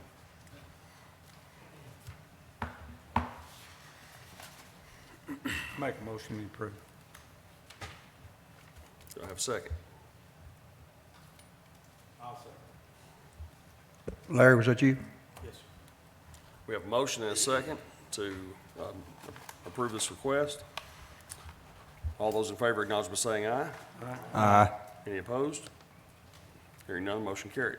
All right, item number 8, we have a request for a special use permit to allow Angel Massage and Spa to operate at 2008 West Main Street in a C4, submitted by Pamela Curry. All right, you got a report on that one?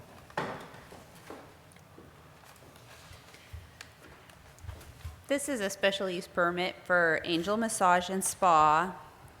They originally were looking at a C2 property, and they were held up by the owner of the property and finally went and looked for another property, found this property, and went to open up and found out it was a C4 location. And so we have actually issued a temporary business license after conversations on the direction of the mayor to allow this person to start business. It is in a C4, quiet neighborhood. It's a massage and spa parlor. It's something that definitely would fit into a quiet neighborhood. The only recommendation that I have is based after a phone call from a citizen that included a call that said they were complaining about the signs on and around the property that make the area look trashy. And so it is my recommendation, is staff's recommendation, that we forward this special use permit to City Council for approval with a requirement to remove the banner along West Main and remove the posters from the windows. Fair enough. Those been removed already? Yes. Okay. Okay. My name's Terry McCurder. I'm the owner of Ava Massage. And when I heard about a recommendation to take the signs down, I told my workers about it, and they took the signs down. So it didn't offend anybody, to where you have the pictures there where you can look at them and see what it was. I went around town and I looked, and I found more than 125 different businesses that had posters in the window and banners also on their business.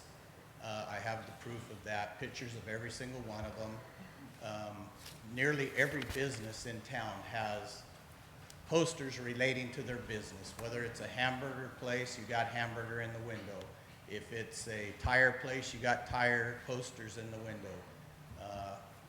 It doesn't matter what the business is, they will have the posters in the windows and the banners that relate to that business.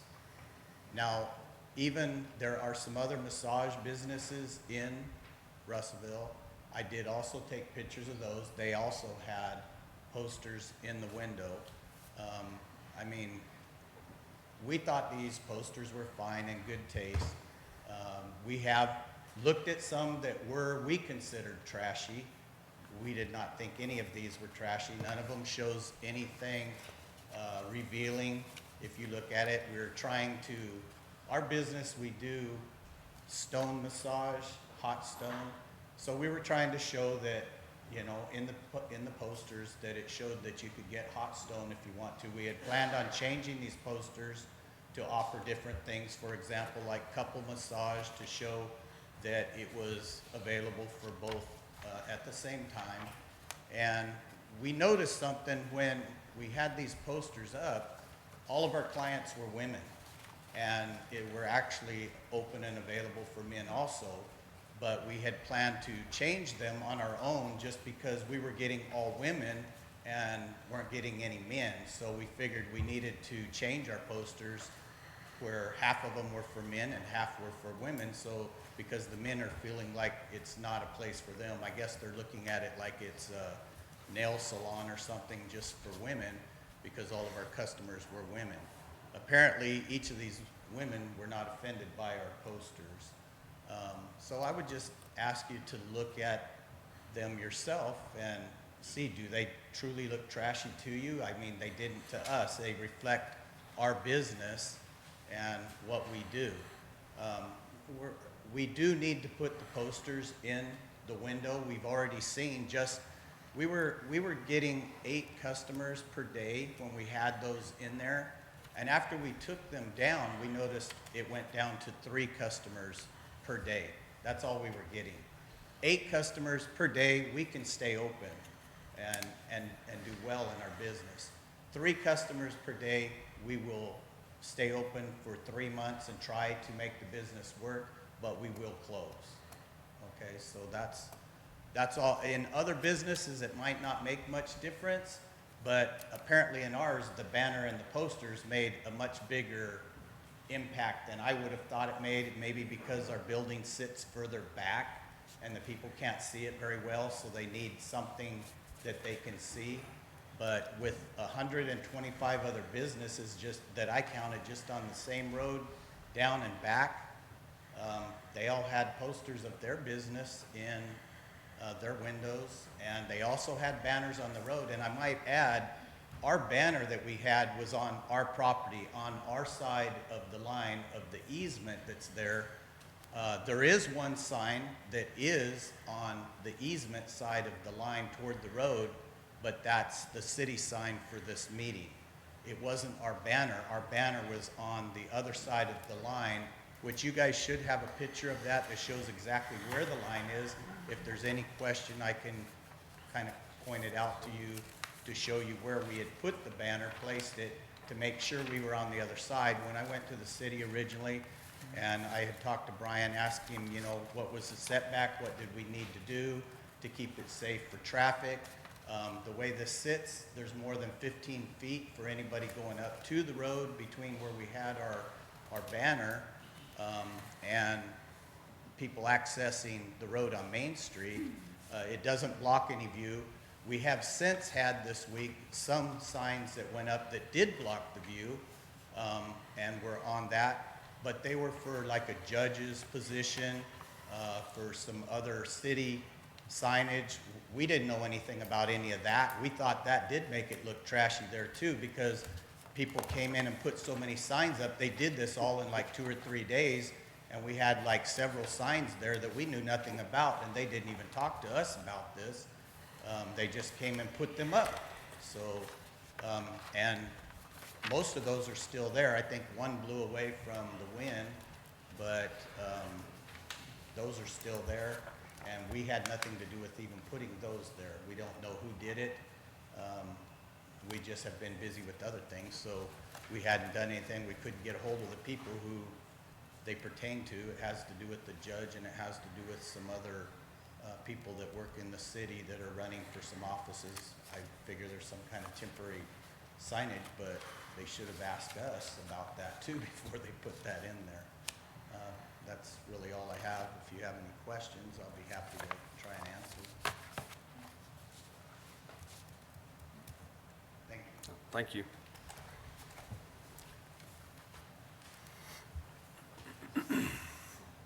We're gonna approve this saying that we're requiring him to remove the posters, the banners, the way I'm reading that.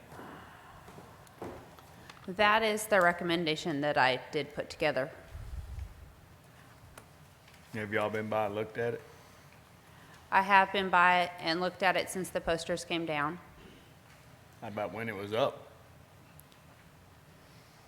I did not get a chance to drive by it when it was up. I just have the comments from the citizen who called. One citizen? It was one citizen that I talked to, but there have been a couple other that have reached out. It was one citizen that I talked to specifically, but I know there were others who called. But my comments are based off of one. I mean, I drove by there and it's typically a massage banner. I mean, it shows a towel over a lady's behind and stones down her back. I mean, you see that. I mean, that's what massages are. I mean, I've had stone massages before. And I don't know why we would make them unless it's very inappropriate. But what I saw was not. I agree with you, Don. So, Nothing wrong with a man getting a massage. I'll say that out loud. I mean, I make a motion to approve it, but without the conditions about making him remove it, you know, unless I don't know how you would really say that, but I mean. Is there an ordinance Does it meet the sign? concern on the sign?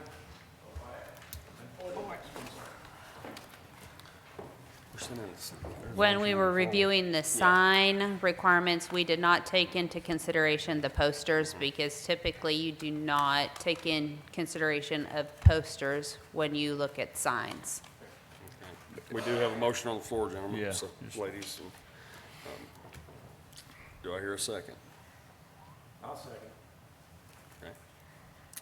Okay, we have a motion and a second to approve the request. Is that without conditions, right? That's Without without conditions, conditions. correct? Okay. All right. All those in favor acknowledge by saying aye. Aye. Any opposed? Hearing none, the motion carried. All right. All right, item number 9. We have a request for special use permit for an adult development day treatment facility at 920 North University Avenue in an R3, submitted by Dave Garza on behalf of Friendship Community Care. Sarah?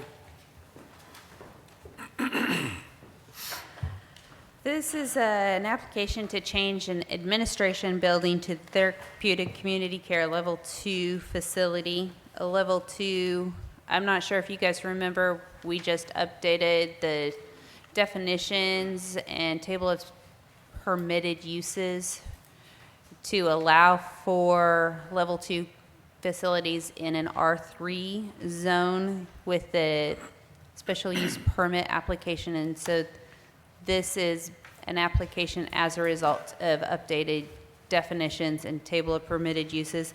I did include the definition for therapeutic community, both level 1 and level 2. And under level 2 therapeutic community, you see that it's a lower level of care and it is not secured and or locked down. This is a similar activity to what Friendship Community Care already does. They're just going to convert the administration building to allow for them to care for more patients. And so it is staff recommendation, since there are no exterior changes to the structure, sidewalks are existing, it already meets commercial building design, that we forward the special use permit to City Council for their approval. Okay, thank you. Dave, you got anything to add to that? You good? Okay. Make a motion to approve. Okay, we have a motion to approve. Second. Hang on. Who's Who's second?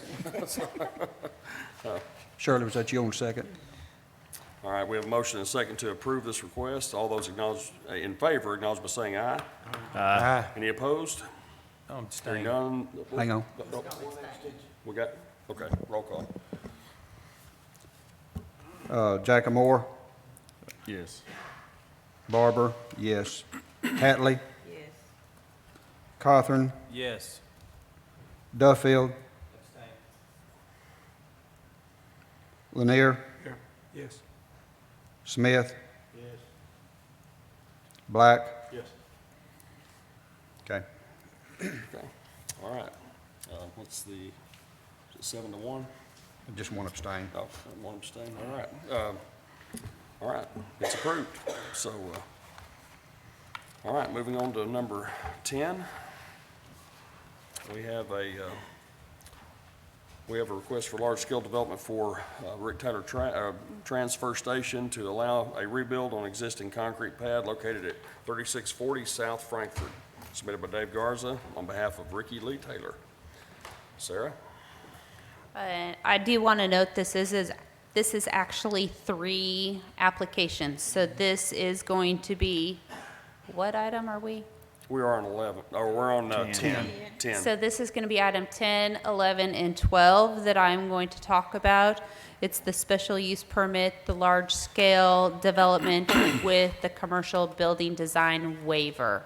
Can we, if this does get approved, I mean, can we vote on all those at the same time, or do we need to do it? Okay, all right, go ahead. Okay, so this application is being brought to you because the building did sustain greater than 50% of damage due to a fire. And unfortunately, there was not a special use permit on file, and so we need the application or the applicant to go through the special use permit. That will be concurrent. The certificate of occupancy would be required for the special use permit would be required prior to the certificate of occupancy being issued. I think I've been here for a few minutes tonight, so I apologize. My words are definitely getting mumble-jumbled there. Because the building had sustained greater than 50% damage, Article 7.2.2 states that should a structure be destroyed by any means to an extent of more than 50% of its replacement cost at the time of destruction, it shall not be reconstructed except in conformity with the provisions of this zoning code. So therefore, that's why we're bringing to you the special use permit, the large-scale design, and the commercial building design waiver. They want to build this metal building in the same style as it was prior to being destroyed by the fire. It is in an area that not many people even know about in town. I think they have referred to it as the armpit of Russellville. I've heard other. And so this is not necessarily an area where we're going to hold real strict enforcement to commercial building design. Additionally, staff are trying to allow them to move through this process with as quickly as possible and still bring them into compliance with the majority of the rules and regulations. You will see that we have required them to move structures out of the floodway. That is a requirement that is given to us by the National Flood Insurance Program. FEMA does require that structures, anything that can float downstream is not in the floodway, anything that prohibits flow or could cause additional flooding. They want all of those out of the floodway, and so we did require them to move structures, and the site plan that they submitted shows how they have moved those structures out of the floodway. Additionally, I have gone through and written in here that they do need to get an elevation certificate prior to construction and then prior to certificate of occupancy to show that they are in compliance with the National Flood Insurance Program. That's a federal requirement that we don't have much authority to kind of manipulate or waiver at all. And so we did include that as part of this.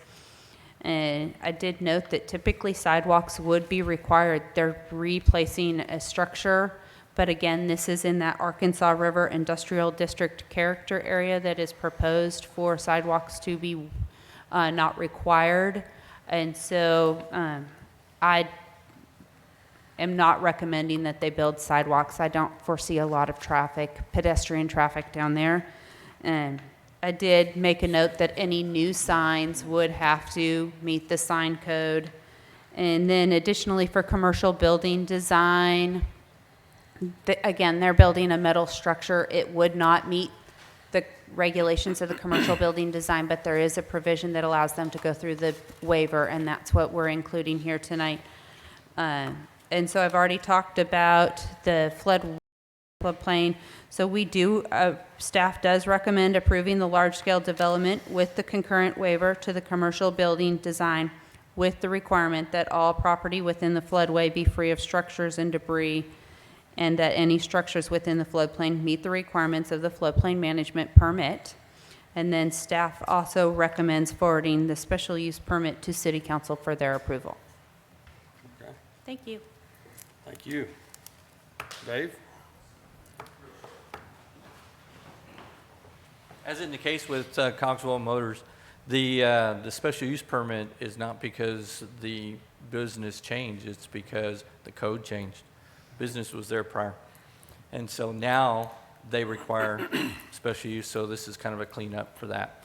And then the other thing I was going to talk about, the floodplain, they were required, Danny Hale did when they first built, had to do an elevation certificate.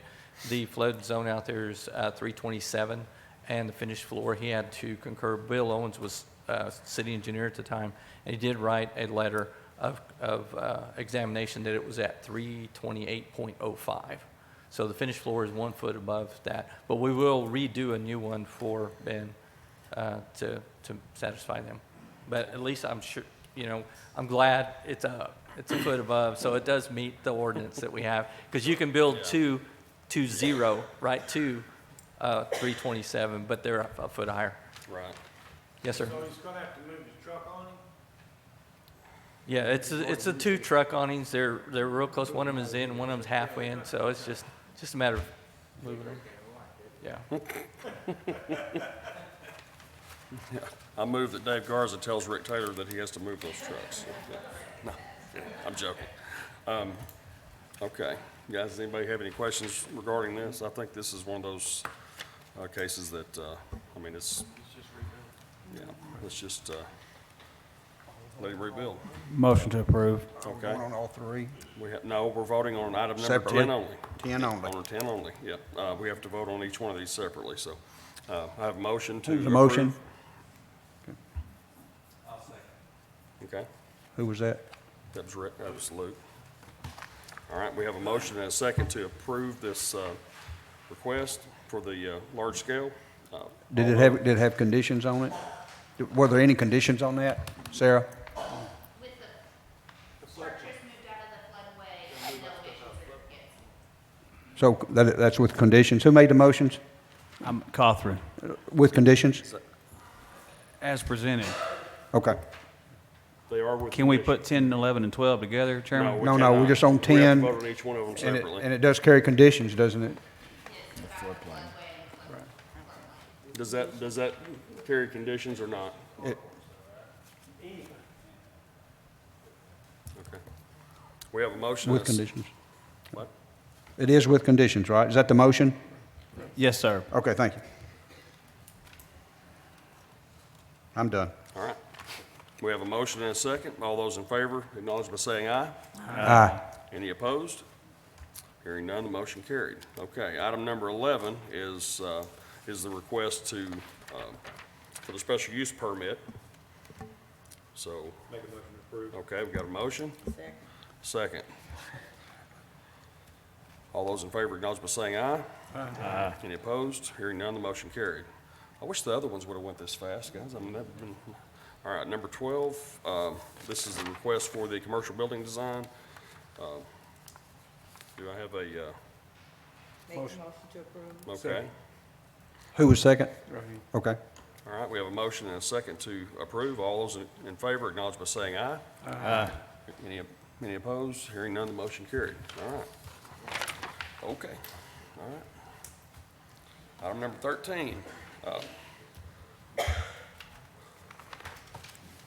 going to discuss and request approval to updating the Russellville zoning code in regard to Article 3.21 sidewalks, commercial uses. Sarah?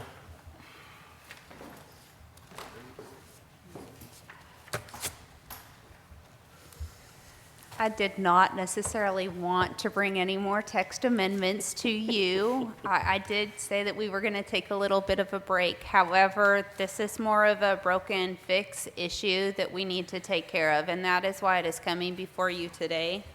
I'm not sure if you had a chance to read the staff report, but there's a lot of confusion when you hear commercial change of use or commercial structure, and in the zoning code, when you look at a change of use, you have to look at the table of permitted uses. It's not just commercial to industrial or residential to commercial. There's several other items, and that was causing some issues, because as I pointed out in my staff report, if you're changing from a massage parlor spa to an accounting office, that would require sidewalks if they weren't already there, whereas the building a lot of the times is there. And so this is cleaning that up so that we have the verbiage that says new commercial structures or improvements that increase the value of the property by more than 50%. And this is the entire property with the structure, not just the value of the structure. And so if you're doing an improvement that increases the value of the property overall by more than 50%, then sidewalks would be required. It's not taking into account or looking at, well, if I add the sidewalks, that puts the cost of the project above 50%. What's the cost of the project without the sidewalks? And then if it's above 50% value of the property overall, including the structure and everything, then you would have to bring that into compliance with the sidewalks. The other correction to this is after much discussion back and forth with a couple developers in town and highlighting the fact that in the industrial areas of town, people really don't walk through. And I did call someone who works over in an industrial area, and I said, I know I have a crazy question for you, but how many people do you see walking down your street? And they said, nobody walks out here. And so it kind of solidified to me that in those industrial areas, so in the Airport Industrial District and in the Arkansas River Industrial District, these are character areas already defined by the city. They are on the zoning map, so you can quickly and easily see what those areas are. I did include them in my email to you that showed what the map of those areas were, so you could see what those areas were where we were removing that requirement. There were a couple areas in both of those industrial districts where Sidewalks would be required because they abut a commercial area or it's already part of the Russellville Trail connected system. And so those were included on the map to kind of highlight what those areas outlined in this ordinance would include. And then the final change to this was to remove the wording for sidewalks to be constructed of concrete not less than 4 inches, to just relay people over to the city design standards, of which the design standards were emailed out to you. We did have 2 comments on those. One was, I can't remember what the first one was, but we corrected it in the copy that you received. And another one was regarding the shy distance of walls in proximity to the sidewalk. The request was to remove the language right of way, and so we did remove that language. The location of sidewalks is still based on where the code is, and so if the code changes, that would allow the location of that fence to be right at their property line if we allow sidewalks to be closer to the street edge of pavement. So it is my recommendation on this that we would forward this to City Council for their approval. Yes, sir. I had a question. Okay. On the value of the property, who determines that? We're 50% more of the project. How are we setting that? We would rely on the design professional to tell us. There's going to be cases where we know, obviously, this is only maybe 10%, and so those cases we wouldn't. But if it looks like it is close, in coordination with the building official and myself, if it's something that we think is close, we would request that the developer highlight or outline the costs. Okay, so that's something we're not going to require unless it's correct, determined by the designer. If we're looking at that, if Brian Holstein or the building official or myself or the engineer, city engineer looks at that and goes, this is kind of close to that 50%, and it might be something that I'm going, hey guys, help me out because I don't really know valuation on that. Is this something that is close? A lot of the projects we've seen so far are really not close to that 50%, and so then sidewalks would not be required. But if it's something we're going, it might be close, we would request the developer to provide that information.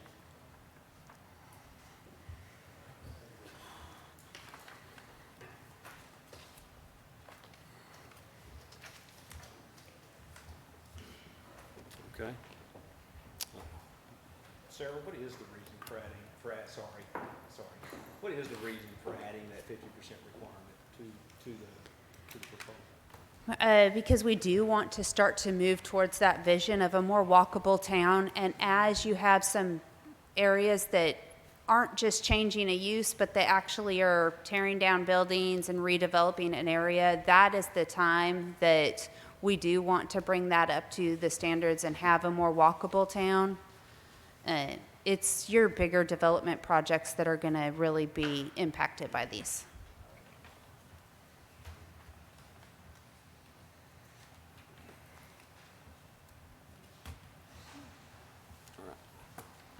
I'll move to approve. State your name for the record, sir. My name is Bucky Crome.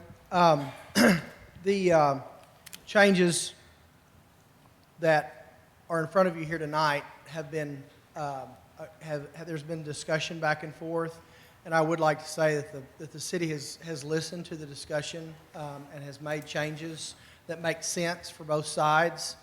So I would like to say that what's being presented to you here tonight has been through discussions, and the city has helped to make this a common sense change. I would like to say that these changes continue to happen at the last minute. Would really be my only comment about that. Y'all got some of these this afternoon. We got them I was, and I know it wasn't intentional, but several of us that are interested in this were not looped into the emails on this, and I just found out about this, these changes that were done, at about 4:15 today. So I appreciate Sarah and Glenn and their departments working to get these taken care of, but I would like to encourage the continued use of communication, and not necessarily last-minute communication, but I would say that this is, they have made a good faith attempt to make this work. And this is mainly from, again, a residential standpoint that all of us are involved in this. I don't think there's anybody here commercially that has been involved, but they have worked to make this work for residential. So I appreciate the work on that. And please continue the communication. It'll make these things so much easier. Thank you, Bucky. Yeah, Richard Harris, Mayor. I guess, and I appreciate what Bucky's saying. I know for a fact that this particular change, we've got a business owner right now that this change is needed for her to move forward in an expeditious manner, and that's one of the reasons you're hearing it tonight and maybe not next month. But even given that fact, if the community didn't have a chance to review it before, sooner, then that's on us.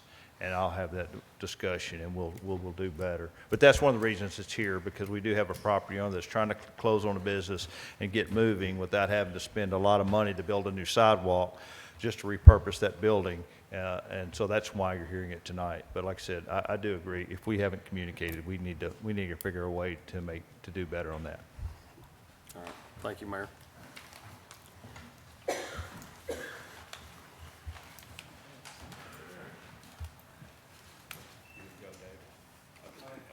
Hey, Go ahead. Dan Owens, thank you guys know me by now. So,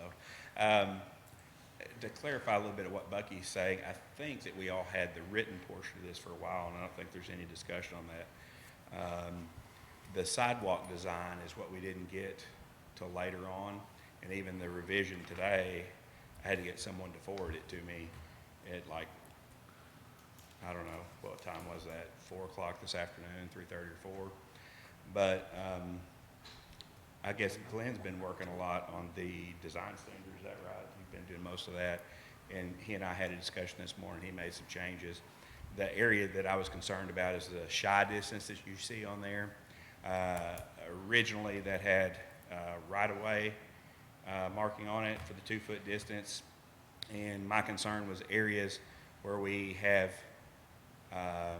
side yard or even rear yard. So everybody's familiar with what we're doing out on 12th Street, right? And then what street is that veers off there that goes by the center, another subdivision? That's Sequoia Way. We've got the lights in there. That subdivision, I don't really have a dog in that hunt, we're a subdivision over, but they've got a fence built along that right at the right-of-way line. Kind of goes around the lights. If we hadn't made this change, that fence wouldn't be allowed to be there. And it's my understanding, I just want to get some clarification from Glenn. And we, to be fair, we were talking about this right up until the meeting was called. But I think that this will clarify the situation to where it's whoever gets there first, I think. But my question was, say I got there first and I had a fence in, or in that area, like that area right there where the fence and the sidewalk are already meeting, we've got this new code. What if somebody drives through that fence? Or what if that fence needs repaired someday? Is the customer going to lose 2 feet of their backyard? So this is a good standard, but you can't catch everything with the standard.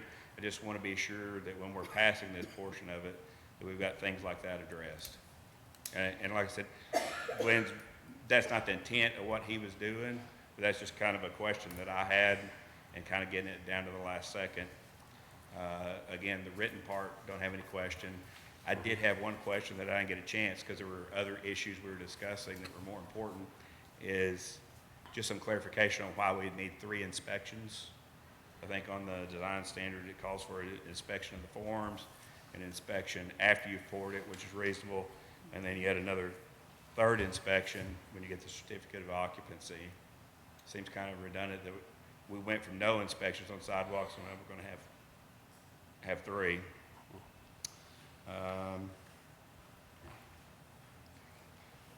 You know, most everything else has been,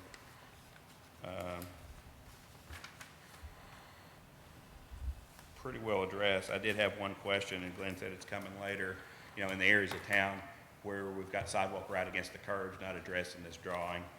And I think he can address that here in a second and kind of answer. I think he's going to draw that in later. Just wanted to make sure that there's not going to be any holes or question in the code when we're in an area until we get that drawing. So that's pretty much it. Okay. But other than that, it all looks pretty reasonable to me. All right, thanks, Dan. Dave Garza with Barrett and Associates. We worked on this with the staff and with Dan for a while, going back and forth. And, you know, you can write a code, but not every code's going to be perfect, you know, as we understand for every situation. It's pretty good. It's a really good start, though, on the code. And you know, the one thing that would be concerning is, of course, the 50% portion. You know, it doesn't address areas that already have driveways, but that's okay because most of the time it's going to be new development anyway. And if they have to, they can go to the Board of Adjustments, and if it is 50% or new construction, they're not going to build it in 30 days. So they'll be able to come before you and make a justification why not to change out, you know, a good 4-foot sidewalk to a 5-foot sidewalk. One size isn't going to fit is all. reasonable, Yeah. right? They can make that argument. Right. So as far as the code, the way it's written right now, the way Sarah has it, it's probably pretty good. I mean, I'm in favor of it. Well, I'd like to publicly thank, you know, Dave and Bucky Crum, Dan Owens, you know, these guys that have all, I mean, and our staff, you know, here, I mean, you guys have worked together and it's, I mean, there's been a lot of discussion, but I think that, you know, it's a good example of the people from the city, you know, presenting an issue and the city, you know, the city staff working with them and coming to common ground there, but Yes. go ahead. Appreciate it. Just going to respond, if you would like, to a couple of Mr. Owens' questions regard to one of the items that he questioned was why 3 inspections. So I agree the initial inspection that we're looking for as a whole was to ensure that the sidewalk placement and such was so that it's meeting the code that we have, cross slope, ADA, that's the original intent. Second is to, well, the second inspection is to make sure it met that intent. First is more preliminary to do the inspection to assist so they don't have to tear anything out.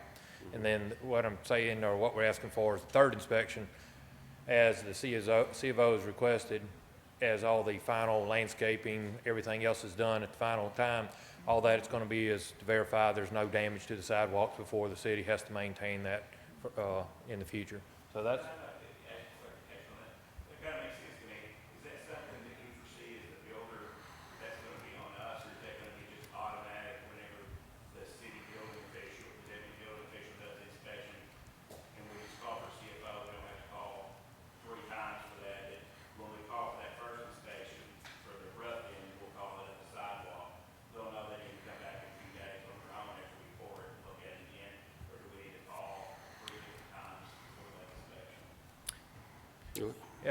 Our intent is to continue to work with Brian on coordinate those events.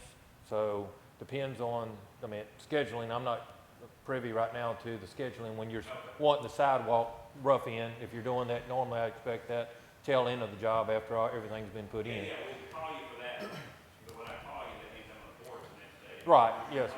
Call you again the next day? No, so they'll follow up from the initial inspection, and then the discussion I had with our building official was the C of O timing, when he's requested a C of O, then they... Yes, sir, right, yes, sir. So we're definitely, our intent is not to add burden to you, we're just looking to ensure that the sidewalks that are built are meeting the ADA, and then also in a condition that we can accept and reduce potential maintenance if there was some damage during that last time they were finalizing the home. Mr. Owens also questioned about the shy distance as a whole. Just we asked me right before the meeting, so we may need to discuss that a little bit about grandfathering, which I'm definitely not opposed to. If someone's had an existing fence, something happens, allowing them to put it back in the original space. But the shy distance is potentially, you still are allowed to utilize the full width of the sidewalk. A sidewalk built right against the wall, most people, obviously you can't walk here.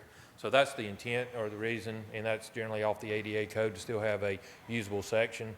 So that's where that was coming from. And we did earlier this morning, brought up the right-of-way portion. So definitely we're working to try to make sure we're meeting those codes. And I believe there's one other item. I'm trying to remember what the third one was on there, but that if y'all have any Can't questions. you and Dan play pretty? I mean, can't y'all be nice to each other for just a? I thought we were. I mean, we're working. I think our sorry. intent definitely is the whole time. We've met numerous times almost 8 on a o'clock. variety of subjects. So, but the other was a detail. He asked about if the sidewalk is at the back of the curb. We are in process of getting these details and standards. When Ms. John Dahl asked about, how to address this, I think she had a good idea of putting standard versus trying to write everything down in words. And so we're working together with the consultants too and the builders to try to get something that we can take over, maintain, and is still feasible and practical. And so that's the goal. And if y'all have any questions. I got one quick one. I know we're ready to get out Yes, of here. sir, sorry. I was chasing the list. I stand up. What's the difference between a green space and the ones that right up to the curb? Did you see that going down on sidewalks? You see that going down the new sidewalk down Marina Road and some down neighborhoods. That you have green space in some areas and just 300 yards down the road you've got it up against the curb. Well, I can't speak to why it moved all the time. I believe our ordinances indicate that the requirement is that it's supposed to be at the right-of-way is what our ordinances are written right now. I've witnessed, since I've been here, there's been plats recorded that have it not at the right-of-way. They'll have different widths of green space. I believe the code also allows 2 foot, 2 foot minimum of green space for large-scale development. So Sarah's the expert at all the code. So there's some variation that's in our code. So in a little bit that contradicts each other. So I think that's something that we may at some point when things calm down and there's not a whole lot of other issues out there, we may readdress a few more items. But our intent was to address primarily the situation the mayor asked us to, looking at these moving forward, and we were trying to clean this small piece up that we believe we're in agreement with the builders and on this item too. To add to your question, the reason why there would be in future developments is it has a lot to do with, you've got to be able, not everything fits everywhere where you want to use it. I think the preferred method, not only because where you've got cuts coming off of the houses, you really don't want the sidewalk right at the curb always because you have to do things differently with wider ramps in order to get the percentage of slope when you're right at the curb. Green space looks a little better, but in some areas, like in a case where you've got a steep hill, it makes much more sense for the sidewalk to be at the curb because the apron of your driveway has to come in and you've got to have a certain percentage of slope so that someone on a wheelchair can get up and down. So based on the terrain that you're at, in some cases you're going to have sidewalks at curb level. In other cases, you're going to have it further in the right-of-way. The problem with the current code is we shouldn't be putting sidewalks right at the right-of-way line anyway to affect this shy distance because that's where the utilities should go. In the past in Russellville, when you build sidewalks right on your right-of-way line, Citicorp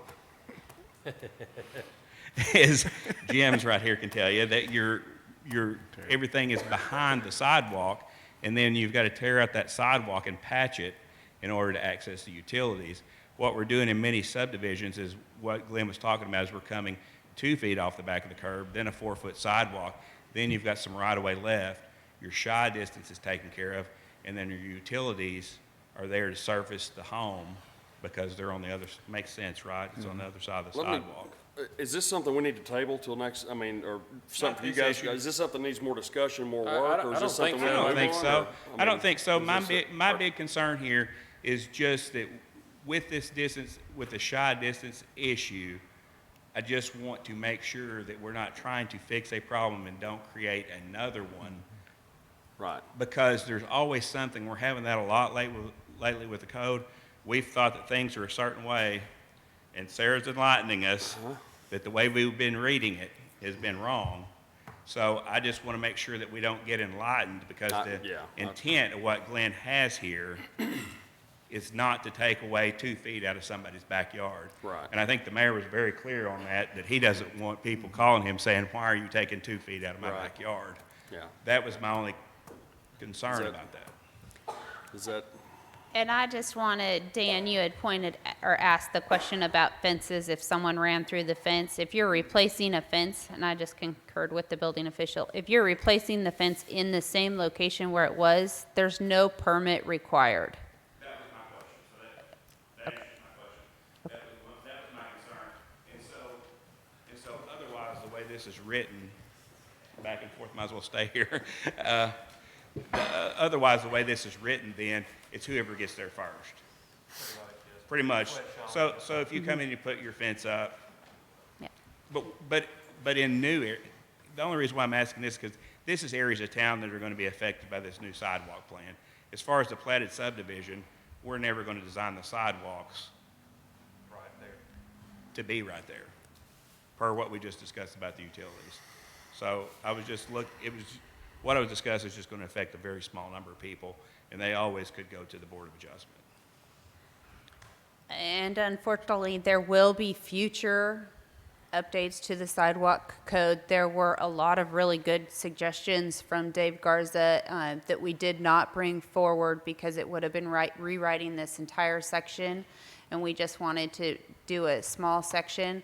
My intent is to not come to you again for a while with any zone text amendments. we do appreciate that too. Yes, I appreciate that too.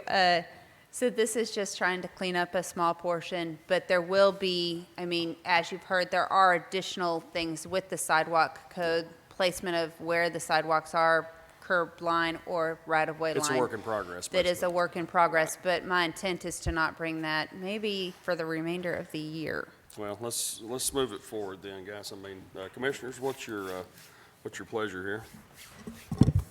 You go. You go. Who? I'll make a Who had motion. a Luke.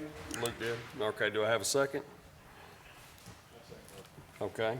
Which one? Cody did. Okay, we have a motion and a second to approve this request. All those in favor acknowledge by saying aye. Aye. Any opposed? Hearing none, the motion carried. Okay. And if there is no further business, then we are adjourned.